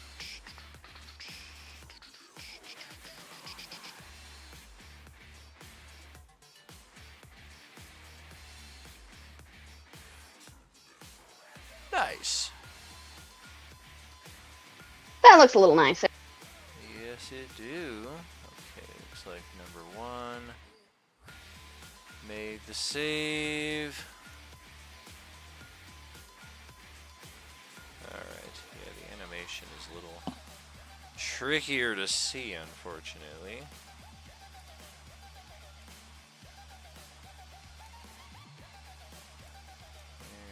There. Alright, now we're looking at something a bit more. And I can do my math a little easier. Bonk. It looks pretty, but it's a little trickier. Love it. Hey, Bonjon found his missing dexterity. Bonjon Bovey won. Yeah, I guess if the names of the character sheets are the same, sometimes it fucks up. So I just, this is Bon Jovi. This is John Bovey Prime now. Oh, nice. Darth Bovey. Yeah, there it is. Alright, we'll take that one. You also made your save, so you're hanging on. You failed your save, so you are destroyed. You made your save, so you're hanging on. Failed your save, but you made it last time, so you're still hanging on. You did not make your save either time, so you're dead. You made your save this time. Failed it last time. Leaves you right there. One more, last but not least. And then the Void Claw. Dex save is a fail. Ouch. Wow, you did 31 damage to a guy that had 33 HP. So we're going to hold on that Void Claw with a whole 2 HP here. Woo woo, woody woo woo. And then it stubs its toe and falls off the bridge. And Wilhelm scream. okay, well that was a solid fireball right there. Anything else for you? Yeah, and then I'll just bonus action Hunter's Mark the Dragon, and that'll be it for kill code. Okay, Hunter's Mark, got that. Void Claws are up. I guess we'll start with the near dead one here. And jeez. Well, if the dragon hadn't descended perfectly blocking Ozzy from my line of sight, I would probably attack you at least once here, but as kill code is the one with the clearest line of sight, we're going to scoot right over here. And 3 Void Bolt attacks in her direction. 1, 2, 3. Miss, miss, miss. And then Void Claw C2. We will trying to find out which one of you just eradicated the whole frickin' front line here, but all we see is a turret. And yeah, we're not going to really hit Jay through that, so we will try our luck on Ozzy. A bit of the same here. 3 Void Bolt attacks. Miss, miss, miss. That's it for Void Claws. That brings it over to Bonjon, driving the truck. Would it do damage if I rammed the dragon with the Humvee? Yeah, you would think it would do some damage. Probably nowhere near as much as any of the weapons, considering you don't have a whole lot of head start here. Yeah, you're right, you're right. Can me and the orc riding shotgun, like, take turns spamming the railgun, or can it only be, like, one of us? The latter. It needs it needs a moment to recharge. I got you. All right. Well, then what I'm going to do is I'm just going to turn our car a little bit so that we can get that laser cannon going to good effect as well. Very cool, very cool. And maybe we just kind of slide over a little bit here. And, I'm going to roll down my window and shoot my heavy crossbow at the young blue dragon. Just remember there aren't windows on this thing. I crack my door open and... there you go.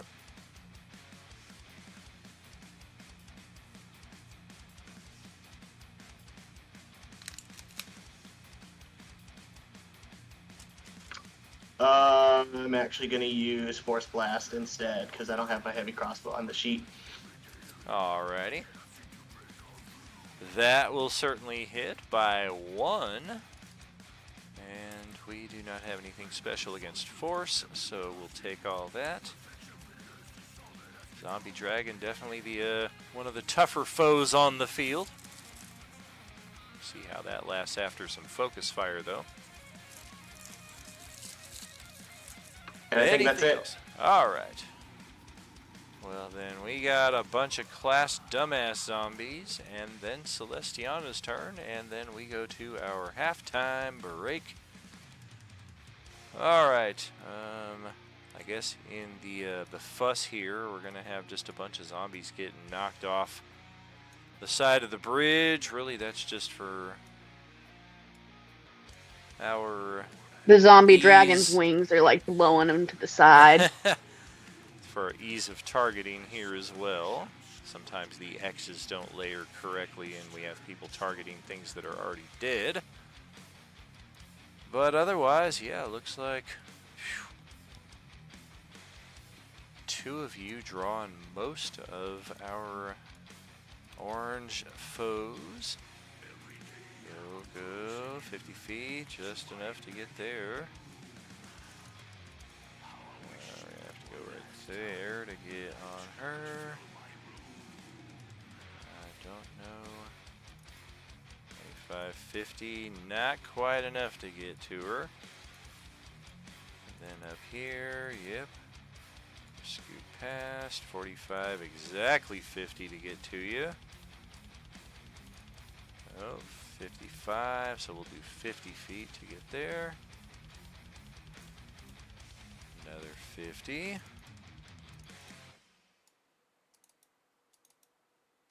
Oh, that one had a path. And they took it. 40, 40, 40, and 30. We'll just move up a little bit more, kind of spread out the numbers. And here goes nothing. 3 attacks on Tawny Paw. Astro is in the car, yeah. Kill code. Whoops. Yeah, that's going to take a long while. This is Weapon Grab Pummel. Weapon Grab Pummel. Hey, look at that. The weapon attack hits a 22 to hit for 9 physical damage. Woo. The other attacks will miss. And then over here on Ozzy, we've got 3 attacks incoming as well.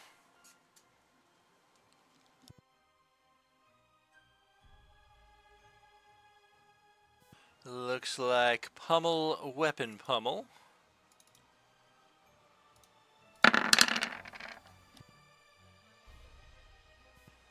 That's a natural 20 on the pummel for 7 bludgeoning. The other 2 attacks will miss.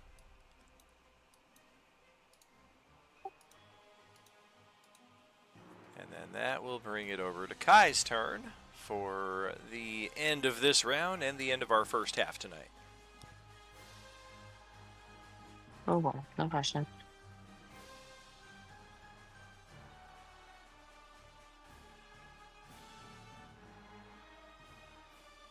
Where's my token? Your token is inside the Humvee. If you want to get out of the Humvee, then you can just drag your character sheet to a space nearby the Humvee, and that will put your token on the map. And it looks like you are still suffering from events a couple months ago, so also click the long rest button on your sheet a couple times there. I just got hit by the dragon thing. You didn't take 70 damage though, did you? I rolled like natural 1. Yeah, I think the max damage that I rolled here. What did I roll for damage? 10 die 10, I rolled 70. Oh, damn. Yeah, I guess it was 70. Oh, my bad. Whoops. Celestiana stumbles out of the car. Ugh, yak, hack, hack. Basically. I try and use this weapon even though I'm not very good with weapons.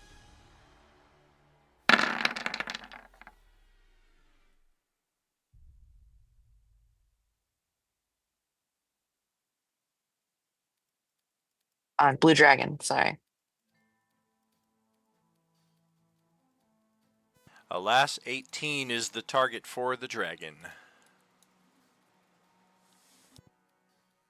Listen. You can use one of my inspos. Reroll. My rolls are so wonderful. Oh! You can have a D8 hero point. Poor Celestia. She's like, oh my god, why me? That is a lot of damage, though, if you hit 25. Yes.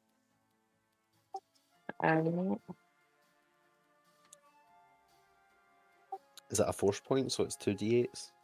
No, hero point. No, everybody's got force points now. You're living in the past, man. Oh, so hero points don't exist anymore? Correct. They've been replaced by force points, which are better. Oh. Yeah, Okay. It's still a die 8, but now you roll 2 die 8 and take the better of the 2. Gotcha.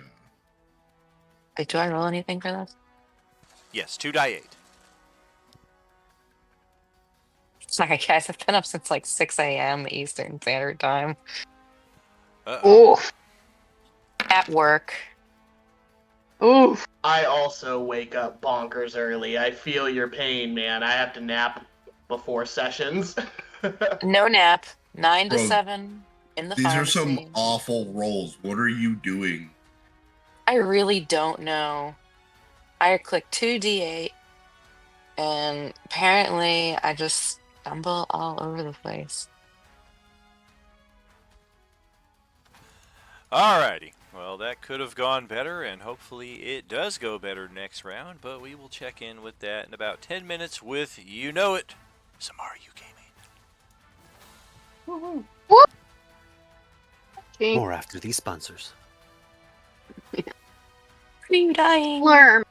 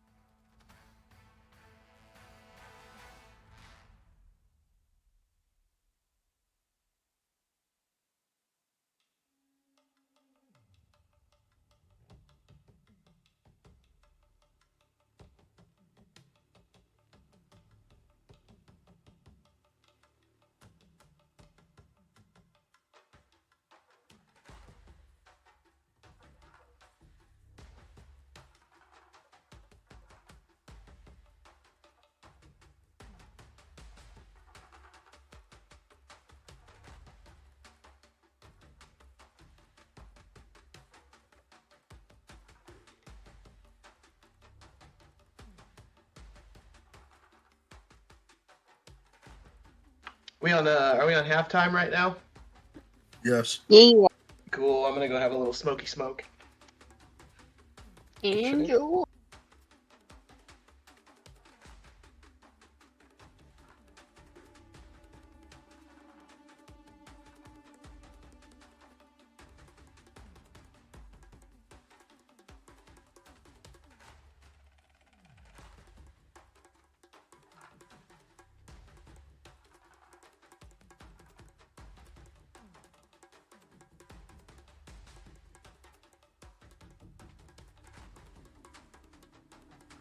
So what sort of greenery are we enjoying tonight, y'all?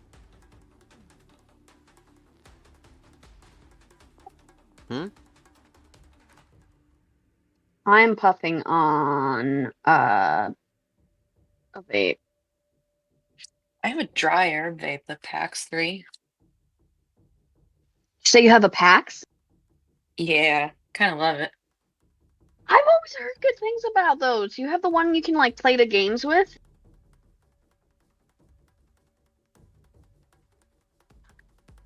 Didn't know that was a thing.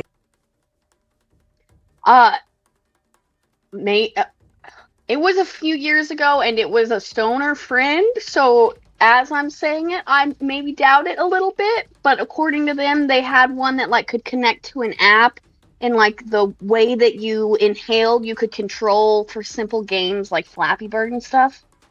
Oh, lordy. I- That is I would, 100% a mod. I would die. I'd do it. I'd keep doing it.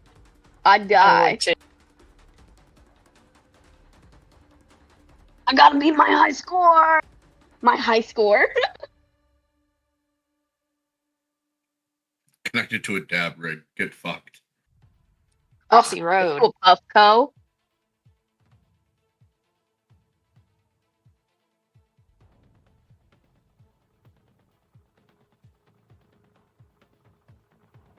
You know, I need to get a new pin.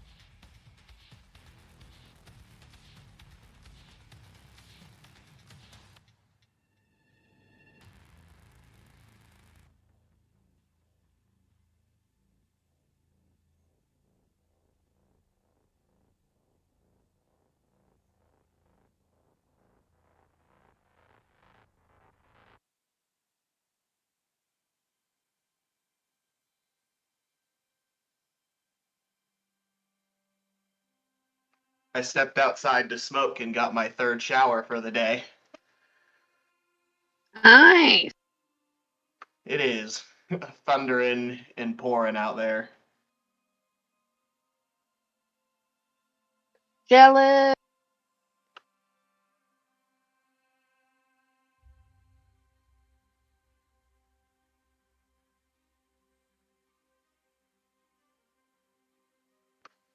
Tell me about Kill Code, man. Is it a Warforged, I assume?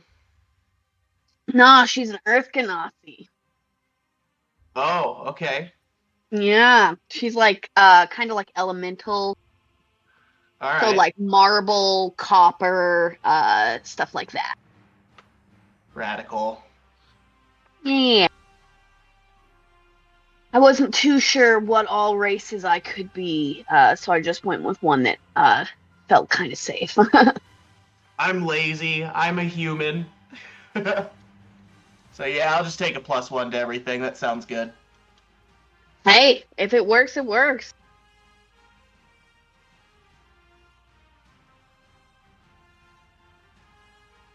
Yeah, I do. My degree is geology, so I'm a big like rock and earth and mineral nerd. So I was like, I'm gonna bring that in for cyberpunk. Oh yeah, you like rocks? Name everyone. So there's.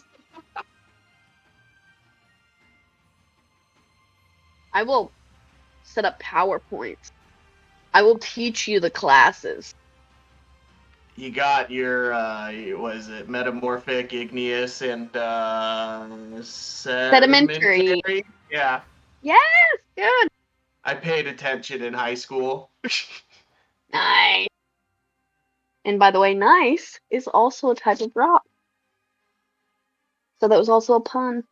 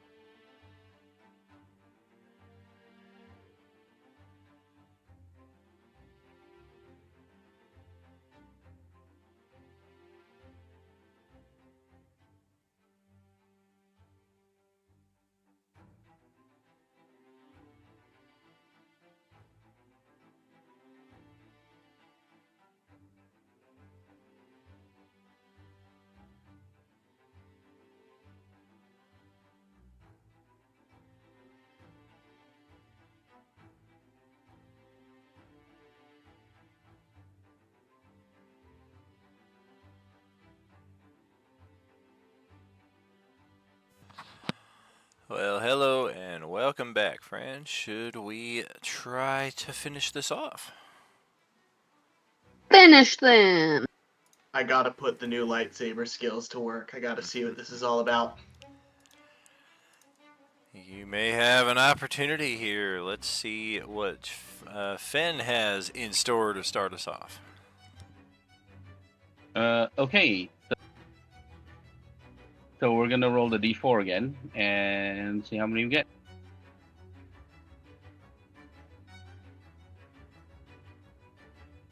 Okay, so we're gonna do. we're gonna try for the young blue dragon zombie class C. All right. Did I have the foresight to mention anything about unique zombies in the orange concentrate or whatever mastery they were using? Well, hang on. Let me link.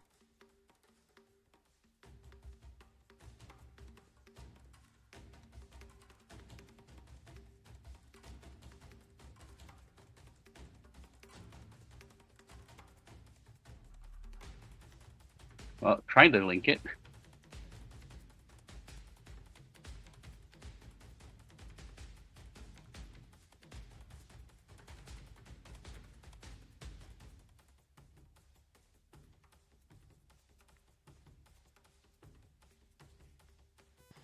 Class C oranges of all varieties. Okay, so it does. All right, that'll take care of that.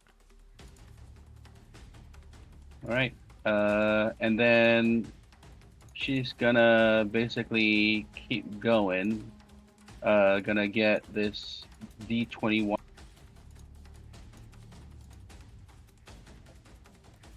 D21, okay. And then that's 2. Mm-hmm. That's 3. Oh, I missed the ping. Oh, okay.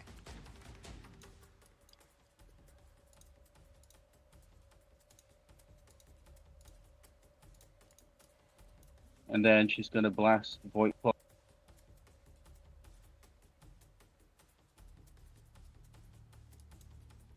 Void Claw C2. Yeah.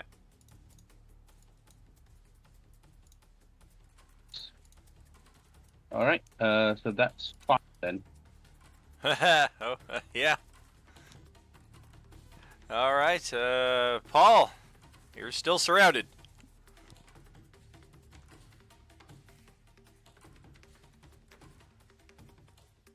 I'm just gonna casually walk over here.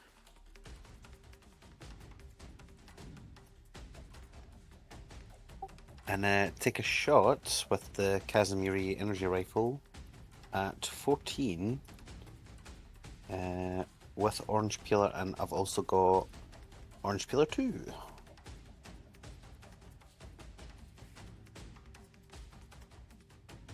So I'm going to try and take out as many as possible.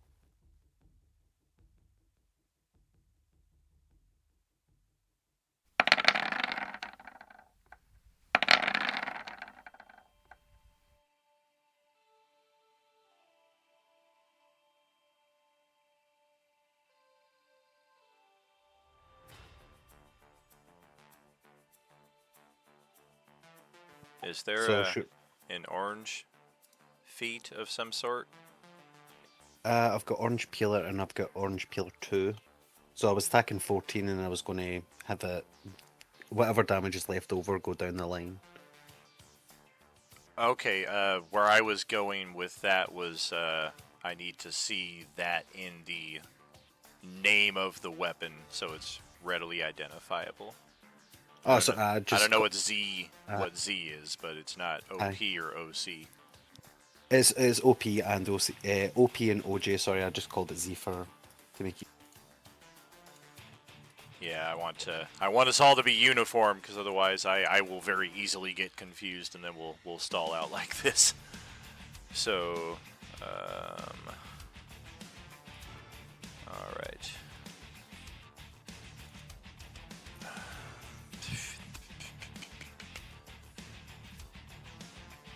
When you say down the line,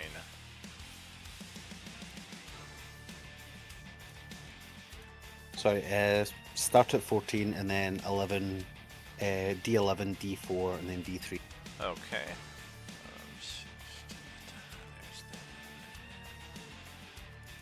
Okay, that is that. And sorry, And that. Yeah, almost exact. 1 extra point goes to the last guy in line. and I'll take one more attack. Sorry, Alrighty. without sneak attack this time. Oh, sure. That's D3, 16, 5, 15. That's Like into it. 7 left. Once again, 1 extra point of damage going to the last guy. There's that. I've still got movement, so I'll rush over here and I'll give Celestiana a superior healing potion with my bonus action. Alrighty.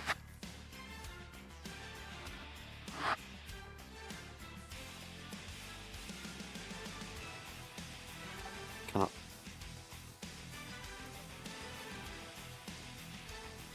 I... actually, I've got one more Supreme. I'll use this as Supreme instead, sorry.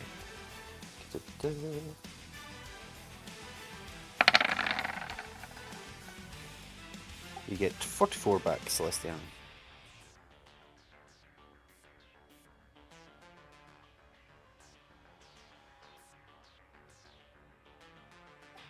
That would me, I'll kind of stand in front of her.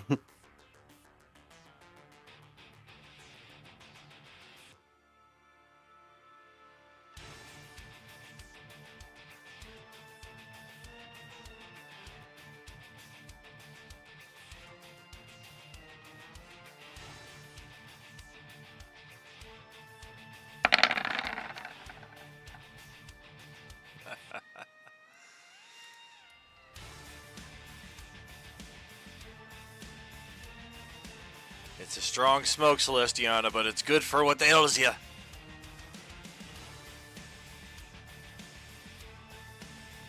Uh-oh. Yeah, 44 back now, but Did we lose Kai? No, no, no. I'm here. I'm sorry. I Oh. was repacking my ball. Ah. Sorry, and outside, and I think I might have cut out for a minute. Oh, all good. Yeah, you're about to get System of a Down. You're gonna get it anyway. Wake up! Wake up! Well, you know. Story of my life, it seemed. Alright, so that's Ozzy right there. Celestiana gets 44 HP back. And then there somehow Phil's freaking doubled to 38 again on his initiative. Go ahead there, buddy. It sounds like you should just leave it. I mean, it would serve Jax right at his 26 to see that somebody somehow got a dozen more on the initiative than him. How is this possible? I'm gonna shoot my railgun at D10 and D5. Oh dear. Let's see. We do have D10. We're gonna need to swing that truck over though to get D5 on the front facing. Oh, it doesn't swivel in the front. It's just Oh no, yeah, one... it's locked. Oh, Yeah, that's the okay. advantage of the top-facing machine gun is it swivels in all directions. We do have a side-facing laser, though. Yeah, you'd have to like get out and get into the passenger seat on the, or the driver's side back seat here to access that weapon. Ridiculous.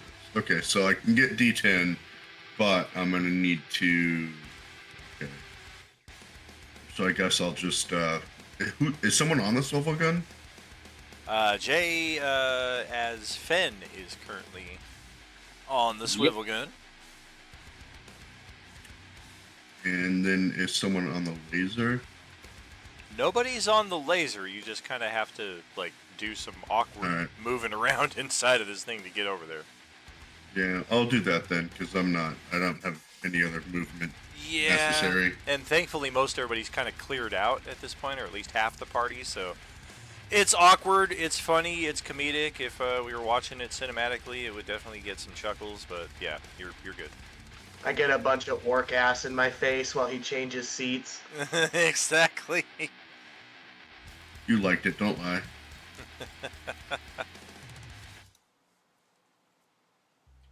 And I'm going to use that on the one in front of kill code to the left. Oh. Oh, well, wait a second now. Now where you're at, you have angle of attack on these two. Oh my god, okay. So then D5. Yeah, your original target, and just incinerate that one. Whop. Holding my hands out. What's left, what's right? Yeah, exactly. This is your left. That's your left. This is your right. You're gonna die. All right, and then I'll use the rest of my movement to get back to my railgun. Sure. All right. Tawny Code. Killpaw. Your turn. Killpaw. All Killpaw right. is such a good name, though. It is Killstar. I think I just named her next character. Hell yeah. All right, I'm gonna attack the zombie right below me.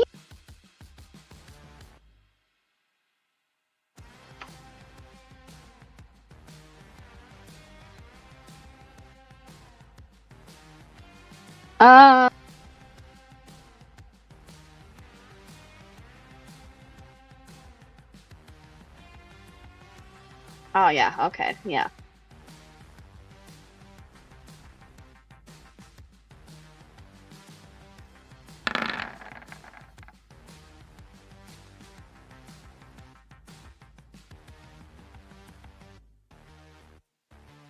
That guy's hanging on. Alright, then I will use my next attack.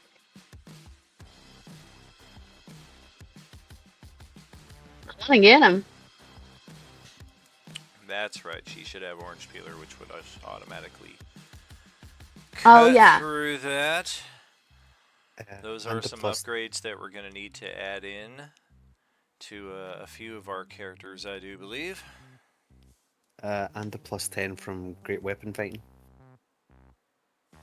Oh yeah. What fresh added them- stupidity is this, Roll20? You account for the -5, but you don't give them the +10? That Why they do me that's dirty? a whole new level of insult right there. Like, we're gonna steal your attack and not give you the extra damage. It's Good on gracious. it's on a different area of the character sheet that you just check off. Oh, do you Yeah, have to but- activate both sides of it? Is that how it works? No, they should automatically be activated. You have to go out of your way to turn them off. I mean, I figured it was like one activation, so like if you turn it on, it does both sides of it. But now it sounds like you have to activate the attack and the damage. Either way, Yeah. it's clunky. Yeah, it is. Oh, global damage modifier. Exactly. That's that Had to area. click that sucker. Good spot. Good spot. All right. And then also because of Great Weapon Master, when I kill that guy, as a bonus action, I can attack another guy. All right. Well then, yep, indeed. Let's shred through our dude here.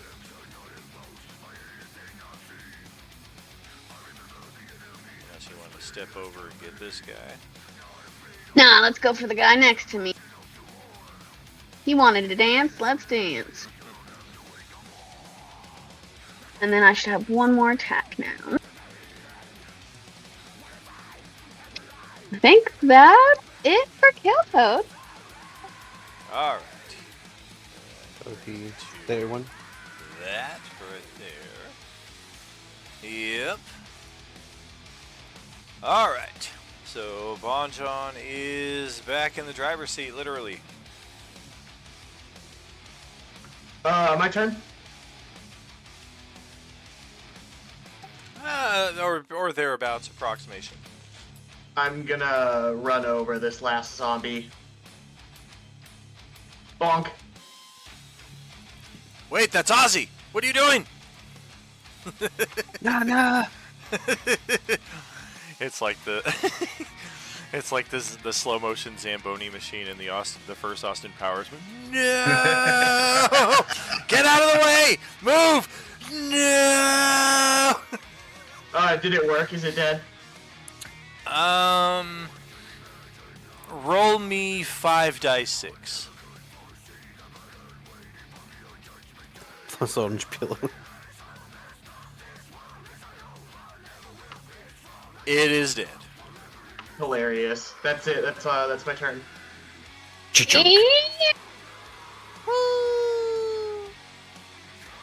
Okay, the orange. Oh no, the oranges. There are 2 of them left. The oranges are next. Those guys. Those two. Hey, look, they each have 11 hit points remaining. How about that? we are gonna go for turn on the windshield wipers. Unarmed and unarmed. Wow, they both hit a 23 armor class for a total of 12 Wow. bludgeoning damage. Dang. She just gets freaking rocked. Yeah, they have a Kelto's plus got 5 to really- attack. That's very difficult for them to hit such a high number.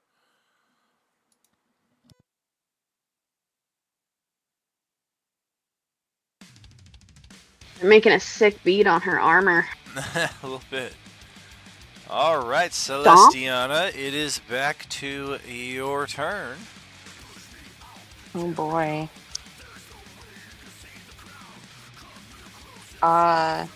Good. Let me try and get better at this rifle. Do I only have one attack per?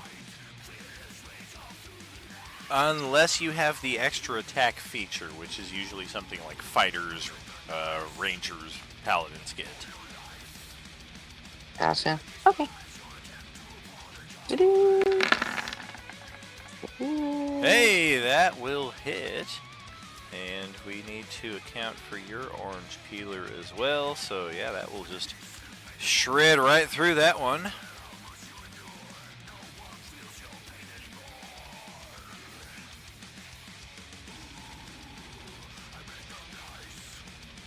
Could you use Starry Form and shoot the last one? I think that's that's a bonus action. Yeah. Lumina. I'm so sorry, guys. I am really tired. Don't worry. About a thing. But I'm here.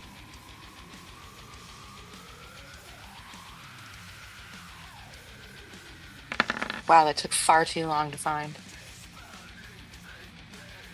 Please say you got about one.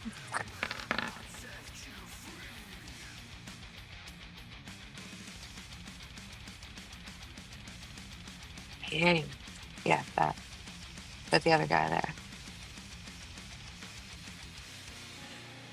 You've set Jay up for the best overkill ever. He has got automatic Yeah. slay to the tune of between 5 and 8 zombies around, and there's one zombie left with 1 hit point. Woohoo! I'm so glad I got to run one. Oh, over with the I thought for sure he was going to roll a 4 this time. Like just 8 attacks on this one right here. Ba, ba, ba, ba, ba, ba, ba, ba, ba. Wow, that's 3 ones in a row. Jeez. I know. All right, well, All right. I mean, we didn't have to clear the entire bridge, but it didn't take us long to do so, and I'm sure some citizens of the fine city of Kazumiri will thank you in their prayers or whatever. All right, throw the rest of Their the blog. bodies over the bridge. In their blog.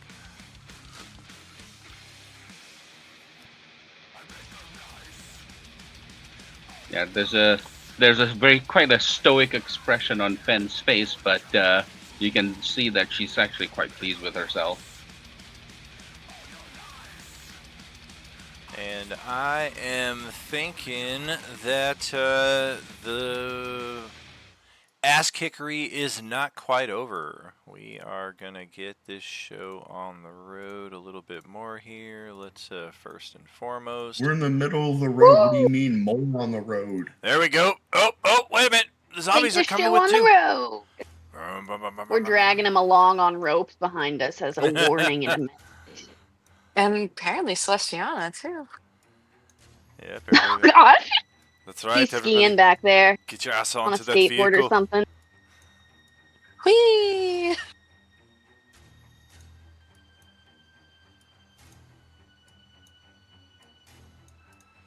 All right, and slowly but surely. Hey, Celestiana, if you could get off me, that'd be nice.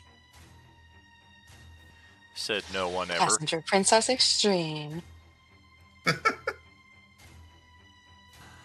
All right, and we make it to the section of town where we believe our friends to have sent their urgent call for assistance from. It's a different section of the cyberpunk city than we have been to before, but it will definitely bear a few familiarities as we arrive.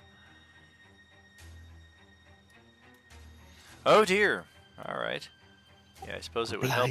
I suppose it would help if you if your characters were actually here this time. It's very dark, yes. Very, very dark. Let's do that. Okay, negative space. There's no Whoa! dark side of the moon, really. As a matter of fact, it's all dark. Oh, I can see. 1, 2, 3, 4, 5, 6. Blinded by the light. Bonjon does not have a token, so we need to go back and find his original one. There's that. This looks cool. Hell. Yeah, these cyberpunk maps are pretty fun. Alright, let's get Bonjon there, but this time we're gonna link it to the new guy. It's the new style. AC, setup, there. Link that over to you. Can I down some health potions in the car? Sure. Well, you're also Wait. you've also got that epic setup, so you're Oh! gonna reach in like 30 hit points My a minute. regen! Oh yeah, how many minutes has it been?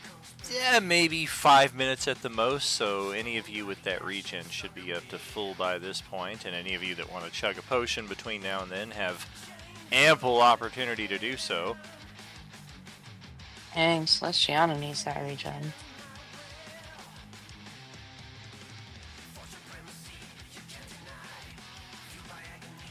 Alright, and we've got another mass of Class Dumbass Zombies here on the map. There are some Class Cs mixed in here and there for your characters. And there is also a perhaps a Class B or two on the map. I will point out that the windows in this neighborhood are made of a material that our characters are a bit familiar with, having spent some time in the cyberpunk city or in the company of those who have. The windows are made of transparasteel. Even a lightsaber or a railgun is not going to penetrate the very, very sturdy steel-like transparency that we see there. So when drawing lines of attack, what I'm saying here is do not draw them through windows. Your shots and what have you are just going to boom, bounce right off of them. The buildings nearest us, this is a resort hotel known as the Pinnacle. And this is a luxury clothier known as Opined Untouchables. It's also spelt all modern and cool, to where the Untouchables is in all lowercase except for the word touch, which is in all uppercase. Oh, so cool. You guys can see some of the garments that they offer here. Some of them definitely seem to have some defensive value, some ornamental. Definitely seems like some military folk might shop here on occasion. Likely the officer class, depending on how wealthy they may find themselves to be. Likewise, at the extent of our vision, I believe, yep, over here, Artful Designs. This is a location particularly of interest to anybody with the Artificer class. We will cross that bridge if and when we come to it. Otherwise, we are set for another turn order. Place that properly. I would also say once we get the turn order rolled and completed, go ahead and copy that over to your Discord channel, because we're going to need that for next session around. We'll definitely get at least one round of combat in here. but we'll definitely need it copied as well, and better sooner than later. Can do.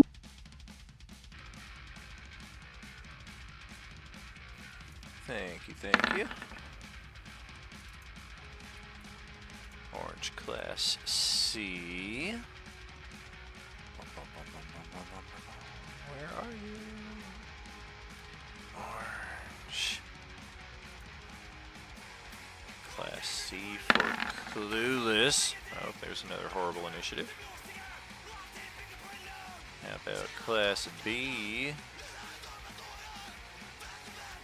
Meanwhile, kill code is still at the very bottom. Oh my gosh. I cannot roll for nothing. Astro, I think we'll want to get on the board as well.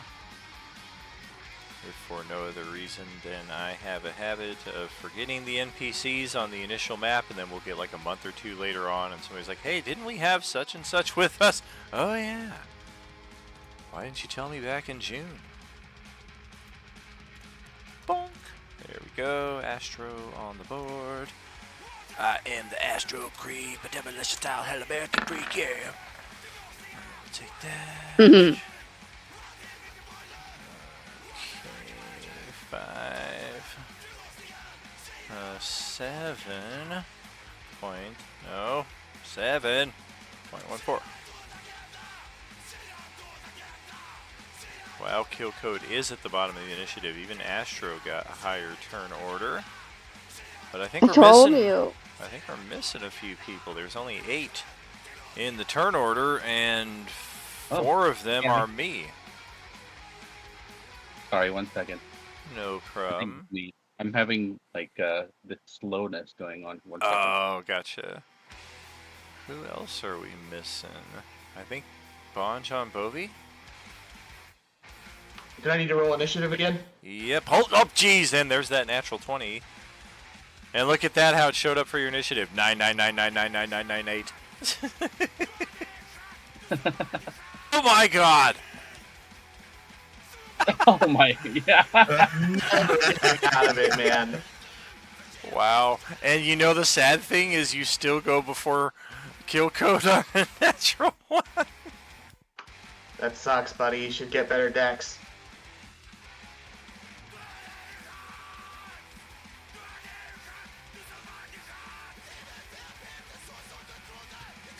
As I'm known to say, have you tried rolling better?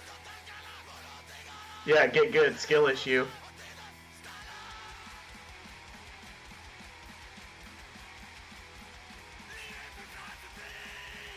All right, Finn is at the top of the turn order. What are we thinking?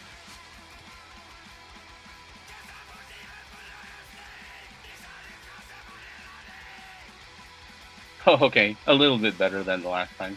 Yeah, so gonna use the orange peeler and juicer. Excellent. Oh, come on. Hang on 1 second. Screen is freezing.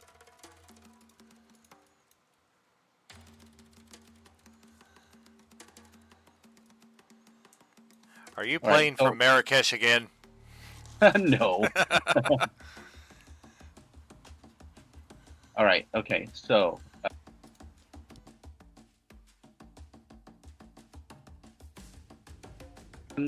Orange Quell. Let's. And then he's gonna go orange class D20. D22. Okay. And then D37. 37. So it's just the one right in front. 26 here. And then 26, and then the orange class C10. And I think that should be 6. I got 5. I drug them all off the board. It's gonna the orange class D40, please. That's a half dozen. Okay, cool. End turn. All right. It's a damn minigun. Phil, over to your turn. Sick. I'm gonna bonus action rage and then pop up to D28 and D35. And I'm gonna swing my fucking axe. Uh-oh.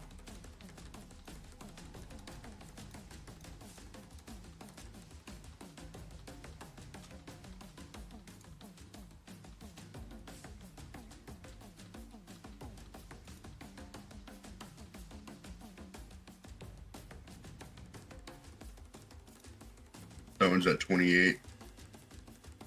Okay, which 38, okay.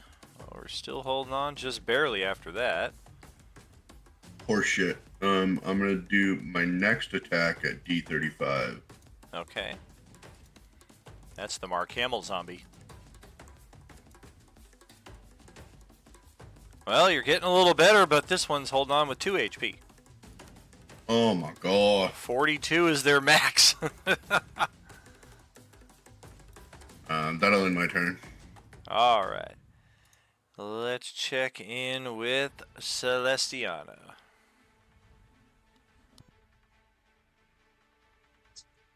Oh. So practicing with my rifle. And when all else, but oh no, I gotta see. D24. Doodly-doo.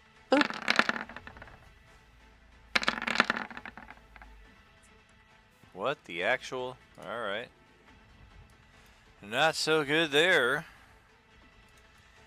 And just because we're inching up on the final 20 minutes or so of the session, the new ability that she got for the Time Mistress Chosen, just a suggestion that could be something used on, say, that breath weapon attack from earlier. Alright. If you so wanted to. Yeah. I'm Alright. curious how this works. So yeah, so let's go. Well, post it up and prepare to dazzle everybody. Oh, okay. 1 second. Open, scroll. Blah. Wait, that one, right? Yes. That's exactly it. That is something that the luckiest adventurers have the opportunity to do once per campaign. And due to her fates manipulates, she can do it once per session, altering an event that has occurred, similar to a Deck of Many Things Fates card. We won't always have major monumental things that can be adjusted with that, but we can take something that dealt 70 damage and just make it that the dragon choked on its own something, or Bon Jon managed to swerve the vehicle out of the way at the last second and save everybody. Most of you have already regenerated that damage, so no harm, no foul, but for Celestiana and Bon Jon Bovi, for you it's like it never happened. So you get all those hit points back. Radical. Okay. Woo! Damn, nice. That is that does not take an action to use either. Typically it'll be used as a reaction if it's used on the spot. Otherwise, if it's used later on, it's just kind of a thought, and then the effect happens. So I can create the thought? Like I don't have to draw randomly from something? Correct, yeah. I mean, basically whatever she sees happen around her that she's like, I want to see if I can make that different. It could be used as something on something as simple as that 10 that you just rolled. No, that's not what happened. Actually, I'm going to roll that again and see what it happens. You could use it like an inspiration at its simplest, or you could use it a bit more complex like we used to remove that breath weapon attack. Perfect. Okay, good to know. Can I also I'm still in starry form, right? So I'm just gonna Or All right. giggle and attempt something else that will just blow up in my face. But I can manipulate time. Oh. Hey, there we go. Um, Plus. All right. Getting better.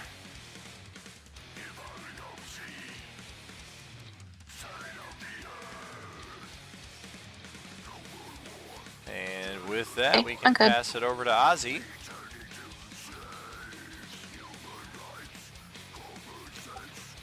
About the orange class orange like distraction, would that happen on my turn or would it be their turn? They would like come towards me. The orange distraction optional action, you mean? Yeah, sorry. That, I believe, takes your action to do. And then the reaction would be on their turn. Okay, never It's mind. not often we use it, so I don't have the mechanics perfectly retained, but I believe that's I do. the intent. Try to get surrounded by as many as possible.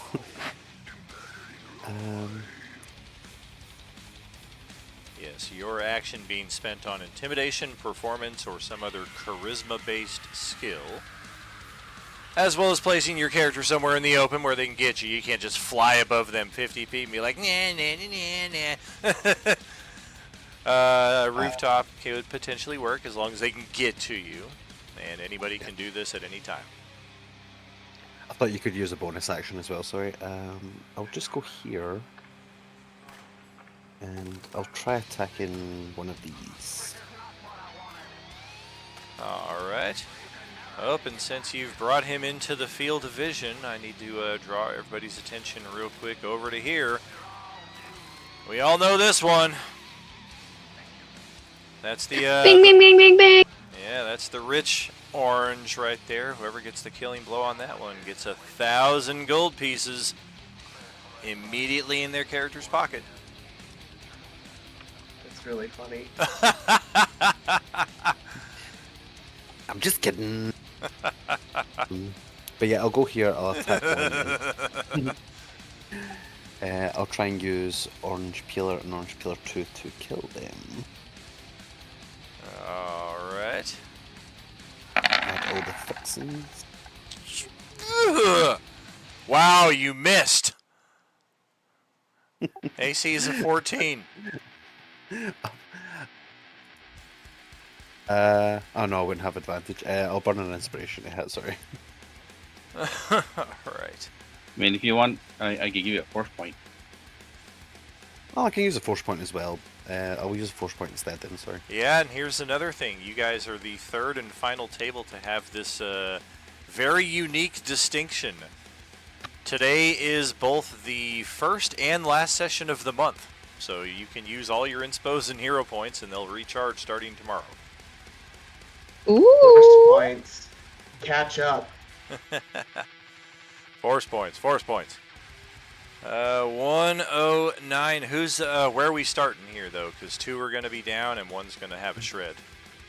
I'll start at 33 and end at 38. All right.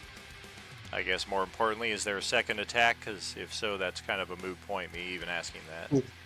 There is, I'm going to move here. Yeah, so this guy's not going to survive unless you somehow double natural 1. Hopefully not.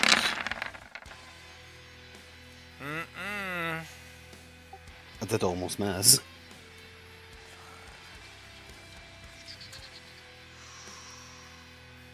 Okie dokie.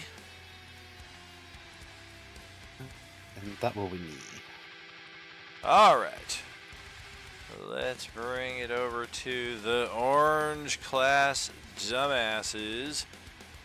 And boy, oh boy, are there a lot of them. We're a little closer to this business here.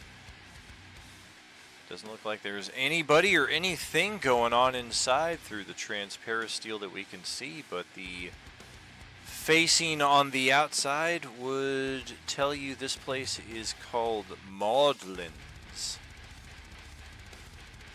And likewise, as we get a little closer and can even see some of the stands inside of here, is that a candy?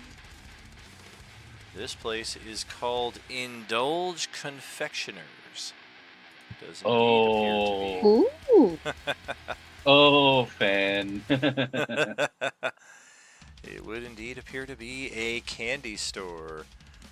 So we can check that out. Once we finish this off, I will tell you that all the doors appear to be locked and sealed, while all the zombies are present on the map, but likewise probably won't take you guys long to clear all of this.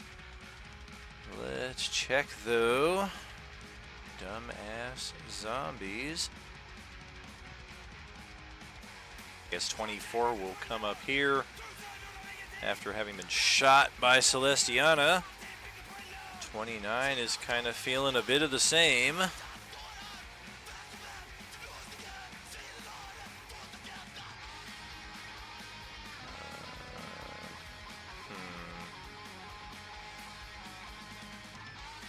I think 27.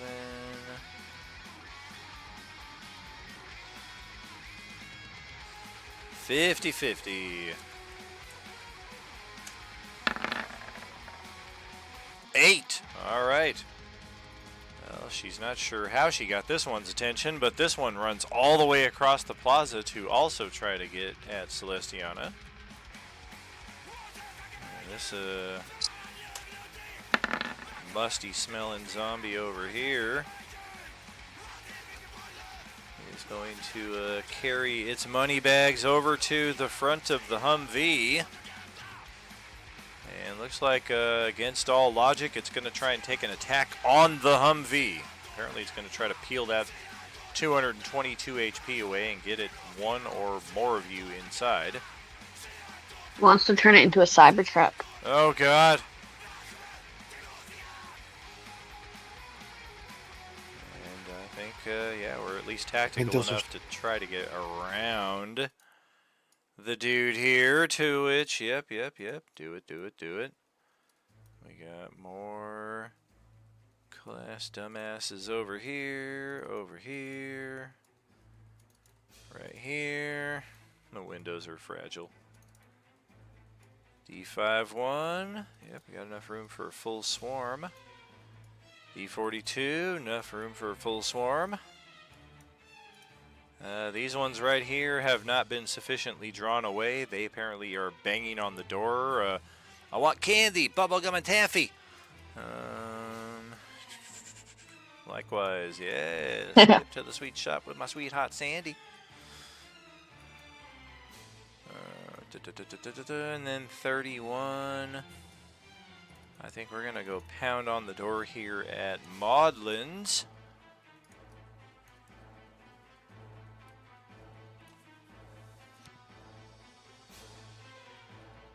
The tagline under Maudlin's reads, "Your face, your fate." Just to hint at what might be there. Oh God, I hope the musky zombie tries to grapple the Humvee. Come on, 5. Damn, now we're going to take a weapon attack on it. Wow, 23 to hit the Humvee for 9 damage. This thing just like scratched the hell out of your vehicle here. Still holds up better than a Cybertruck. A little bit. Got him. Okay, doke. And then we've got the trifecta here on Celestiana. 3 die 5. Wow, no bites. That's what you want. Remember, reminder, and I don't know if we've discovered this in-game, but out of game, we do know that all 3 of our big bads used a wish spell to permanently alter their field troops here in the middle of the story. Unfortunately for Monday, Tuesday, dumbass Acererak has permanently lost access to the wish spell forevermore. But all of the zombies, regardless of Class D all the way to Class A that we are aware of, all of their bites can now instantly infect you. They are no longer built around a 0 hit point mechanic before the infection sets in. Anytime a bite attack lands on you, a saving throw must be made. If said saving throw fails, you are now a zombie. This is about as close to lethal as these things get. So all of that to say, good thing none of them are trying to bite Celestiana right now. That is a scratch and a pair of weapon attacks on her. I think my roll 20 just got a little freezy, because nothing is working. Scratch. Try again. Still nothing. Alright. We'll wait. We'll let it load.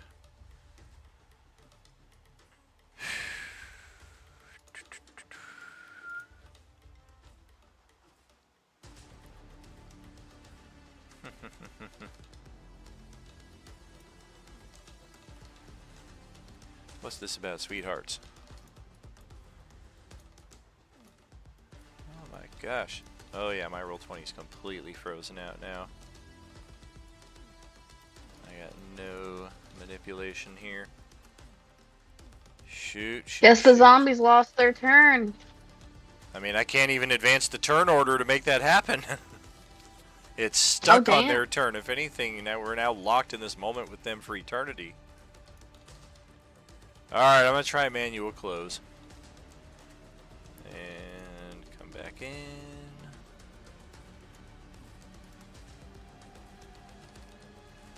Oh gosh, that reminds me. And John T, as the winner of the Monday contest in this category, you are exempt from participation in this. But before we close out tonight's session, I'm sure each of you noticed when you went to log into the game, unless of course you're Ariana, who's joining this table for the first time, but you probably noticed that the artwork has changed for each of your tables here.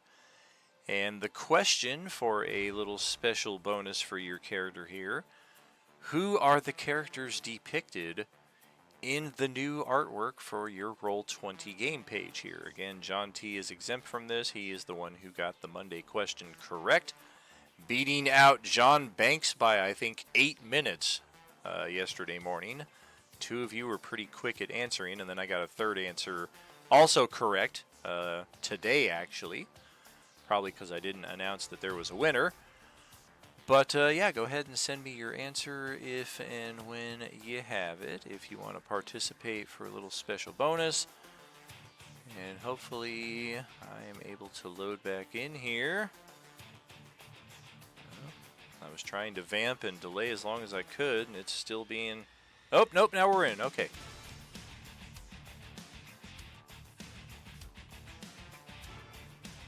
So just send you the who the characters are? Yeah, just DM me who the characters are in the illustration there for your Roll20 landing page. First one to do it Done. gets it correct. Or first one to send me correct gets the prize, I should say. Alright, Orange Class Check your D. DMs. I will certainly do so. Alright, we got a scratch here on Celestiana. Now we're rolling. And then 2 weapon attacks.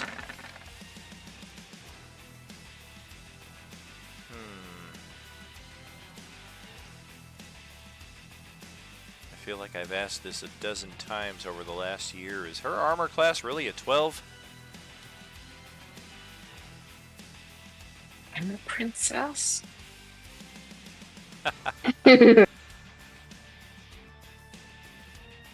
feel Yes, I'm kind of a featherweight.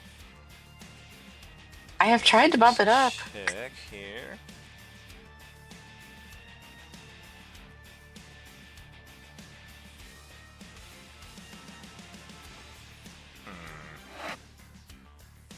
Sent it. That is correct. Yeah, looks like your AC is indeed a 12. Okay. Well, the good news is I rolled a pair of 11s, but the bad news is I rolled 114. So 6 points of damage as this thing scratches you. And then we will check in over here where John T is surrounded by 8 of them. So we're going to check 8 die 5. They already had a decent surrounding on you before they all flew in, so we're going to give all of these a flank advantage. And 3 of these have a bite associated with it, so let's check to see what all that's about. First, we have a pummel and 2 weapon attacks. And we hit a 22 twice. You are raging, so that's going to drop that down to a total of 4 points of damage.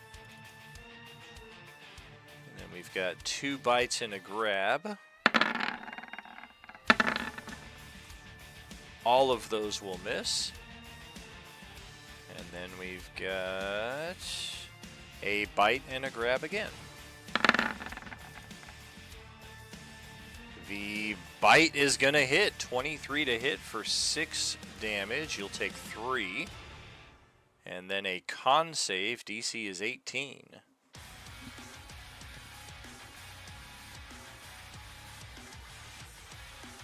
Oh, yeah. Yeah, you're not failing that.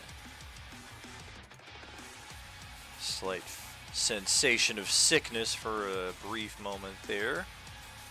But nope, that will not linger. Now we got 7 of them over here on Ozzy.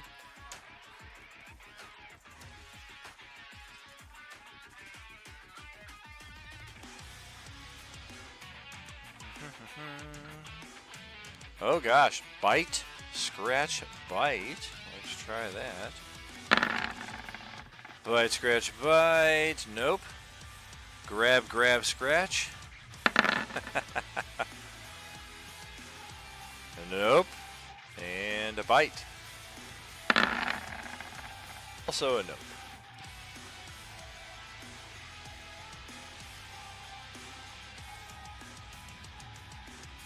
That is going to do it for the Class Ds. Astro is going to run over here. Just take position up against the Opined Untouchables. Pass it over to Bonjon Bovie for the last player turn before some zombies kick ass, and then Kill Code will close us out. I step out of the Humvee. I ignite my lightsaber and swing it at Doofus here. Alrighty. Cha-ching.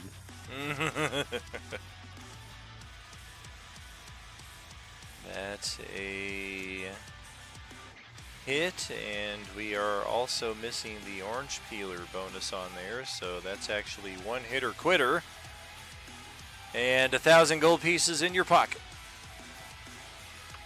Radical. And then I'll go help Celestiana and attack this one here. Got that flank bonus now, good thing. That's another one hitter quitter.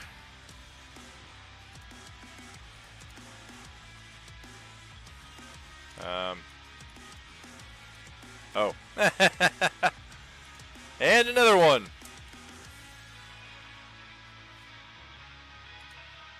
And that'll be my turn. Slicey, slicey, slice. All right. Oh, I did the same thing on Monday night. The Orange Class B activates, and only now do I realize it had legendary actions and could have been doing stuff this whole time. Whoops. 1, 2. You guys are swarmed. 1, 2. Buckle mash.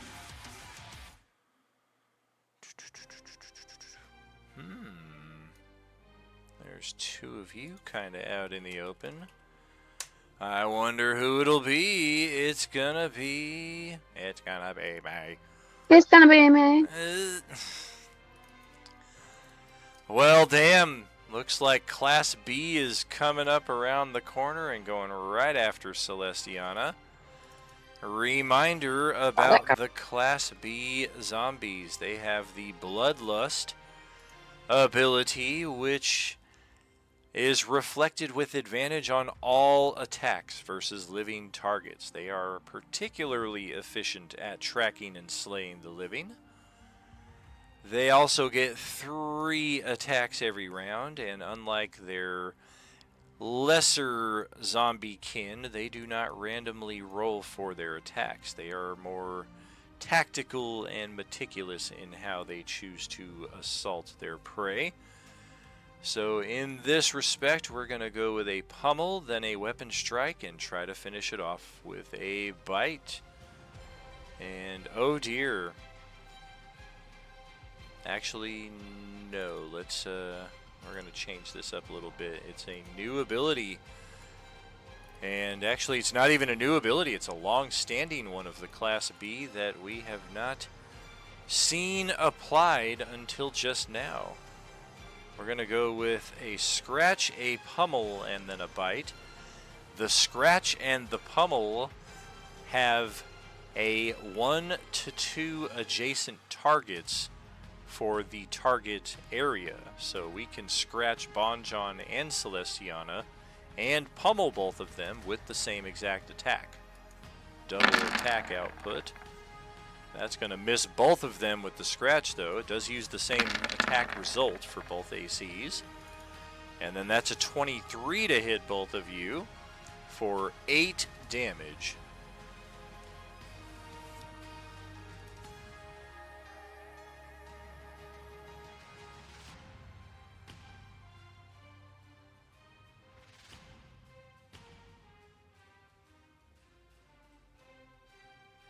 Very good, and then we'll go for that bite attack on Celestiana. This one does not get a 1 to 2 adjacent targets because it doesn't have 2 mouths, unlike the unarmed attacks. Oh dear, that's a 21 to hit Celestiana, 13 piercing damage. And a Constitution save or instantly be turned into a zombie. Now I feel bad about making her use the Time Mistress ability 10 minutes ago. I was like, you're pretty much done for the session. Oh no! Inspo. Alright, yeah, Inspo will certainly save her from any infection and zombification, so she takes 13 damage. And that is it for Class B. Now we go to the Class C zombies. There's 1, 2, 3 of them. What happened to...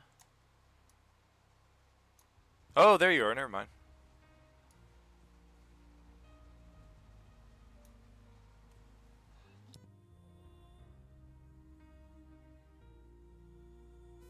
Alright, Class C, they move 10 feet slower, but they have a bonus action move of 40, so technically they move 30 feet faster. And we're going to occupado the open zone here. Boink. And then we will attack Ozzy twice.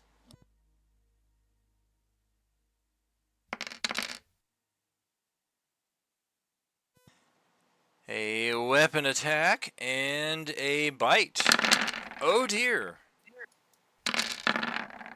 Well, good thing the bite missed. The weapon attack is a natural 20, 27 to hit for 21 points of damage on Ozzy. 21. 21. And then C4. I feel like C4 should have a explosion option, but we'll cross that bridge later.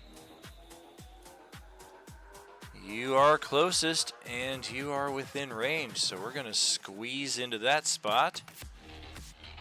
Take 2 attacks on Ozzy. Advantage, disadvantage. A scratch, a pummel. Neither of those will hit. We're going to bring C6 on a direct path towards Bonjon Bovi. Go for a pair of attacks, both unarmed strikes. Bop, bop. Yeah, the 18 will hit for 15 bludgeoning. You hate to see it. Not the best. Who else do we have?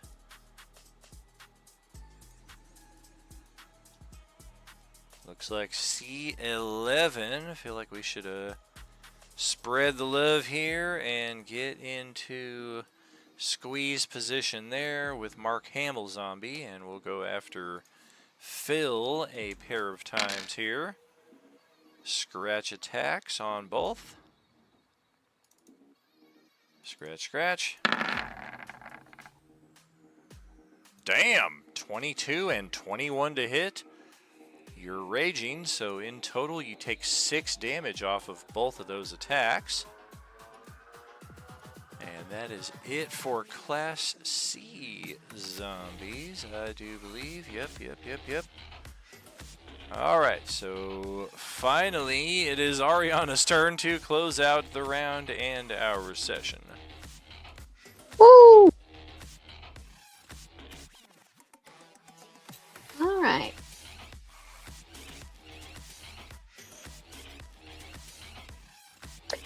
Coco's gonna scurry up here.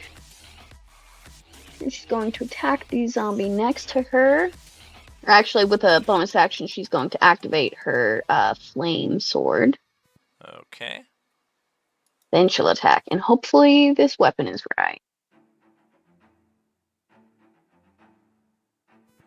Yo! Good thing you got the flank.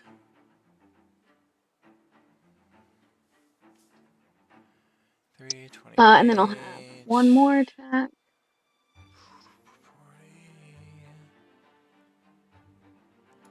Oh, that'll finish that one off in one hit. Kind of eyeballing the orange peeler damage, but yep.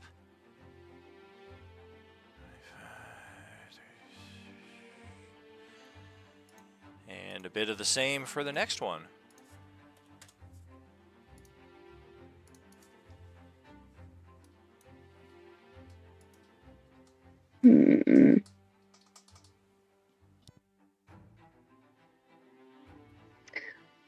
I don't think I actually have enough movement to get to another zombie.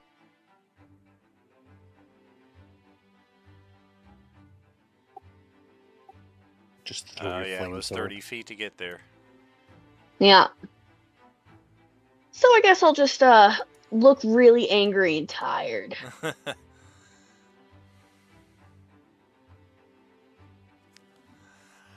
Fantastic there.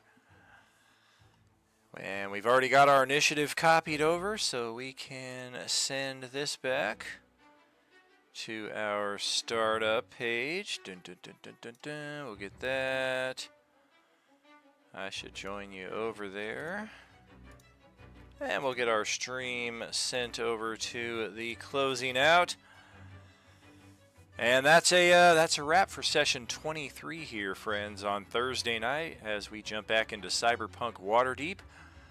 We've got, I think, estimated 10 sessions for each of our tables between the July downtime before we get to the holiday downtime, November, December. So I tried to arrange each table enough adventure to encompass 10 sessions apiece. A reminder as well, because we had a sacrifice take place at each of our tables, that did give us an acceleration extra level up in the schedule to come. That is planned for next session or the session thereafter. All of our characters will level up once again, so you do have that to look forward to in the very near future. Otherwise, we've got quite a journey ahead of us as we wrap up our summer adventures and get into fall and inch closer to the conclusion of Act 5 of the Coalescence. We are kind of seeing it all come to fruition now. We know who our bosses are. We know enough of the schemes and plots that they've put into place. We've played 23, 22 sessions at each table, and we've got a goal in mind for crippling these liches and these vampires by taking out the crypts and the phylacteries that they use to keep their unholy force intact. With those out of the way, and then both of our parties at each table aligned, we've got some end games that will be very interesting against Acererak, Zastam, and the Vampire Lord Strahd. That's all for a few months out from now, but again, we can start seeing now how that's all starting to piece together. And a true joy to have each of you here tonight for our return to the Coalescence for some RU Gaming. We will close out as always, friends. This is Tragically HP, last survivor of the Coalescence. Signing off. Good night, everyone. Fun game. Ciao, Bella. Good session. Thanks for running, man. Yeah, good game, y'all.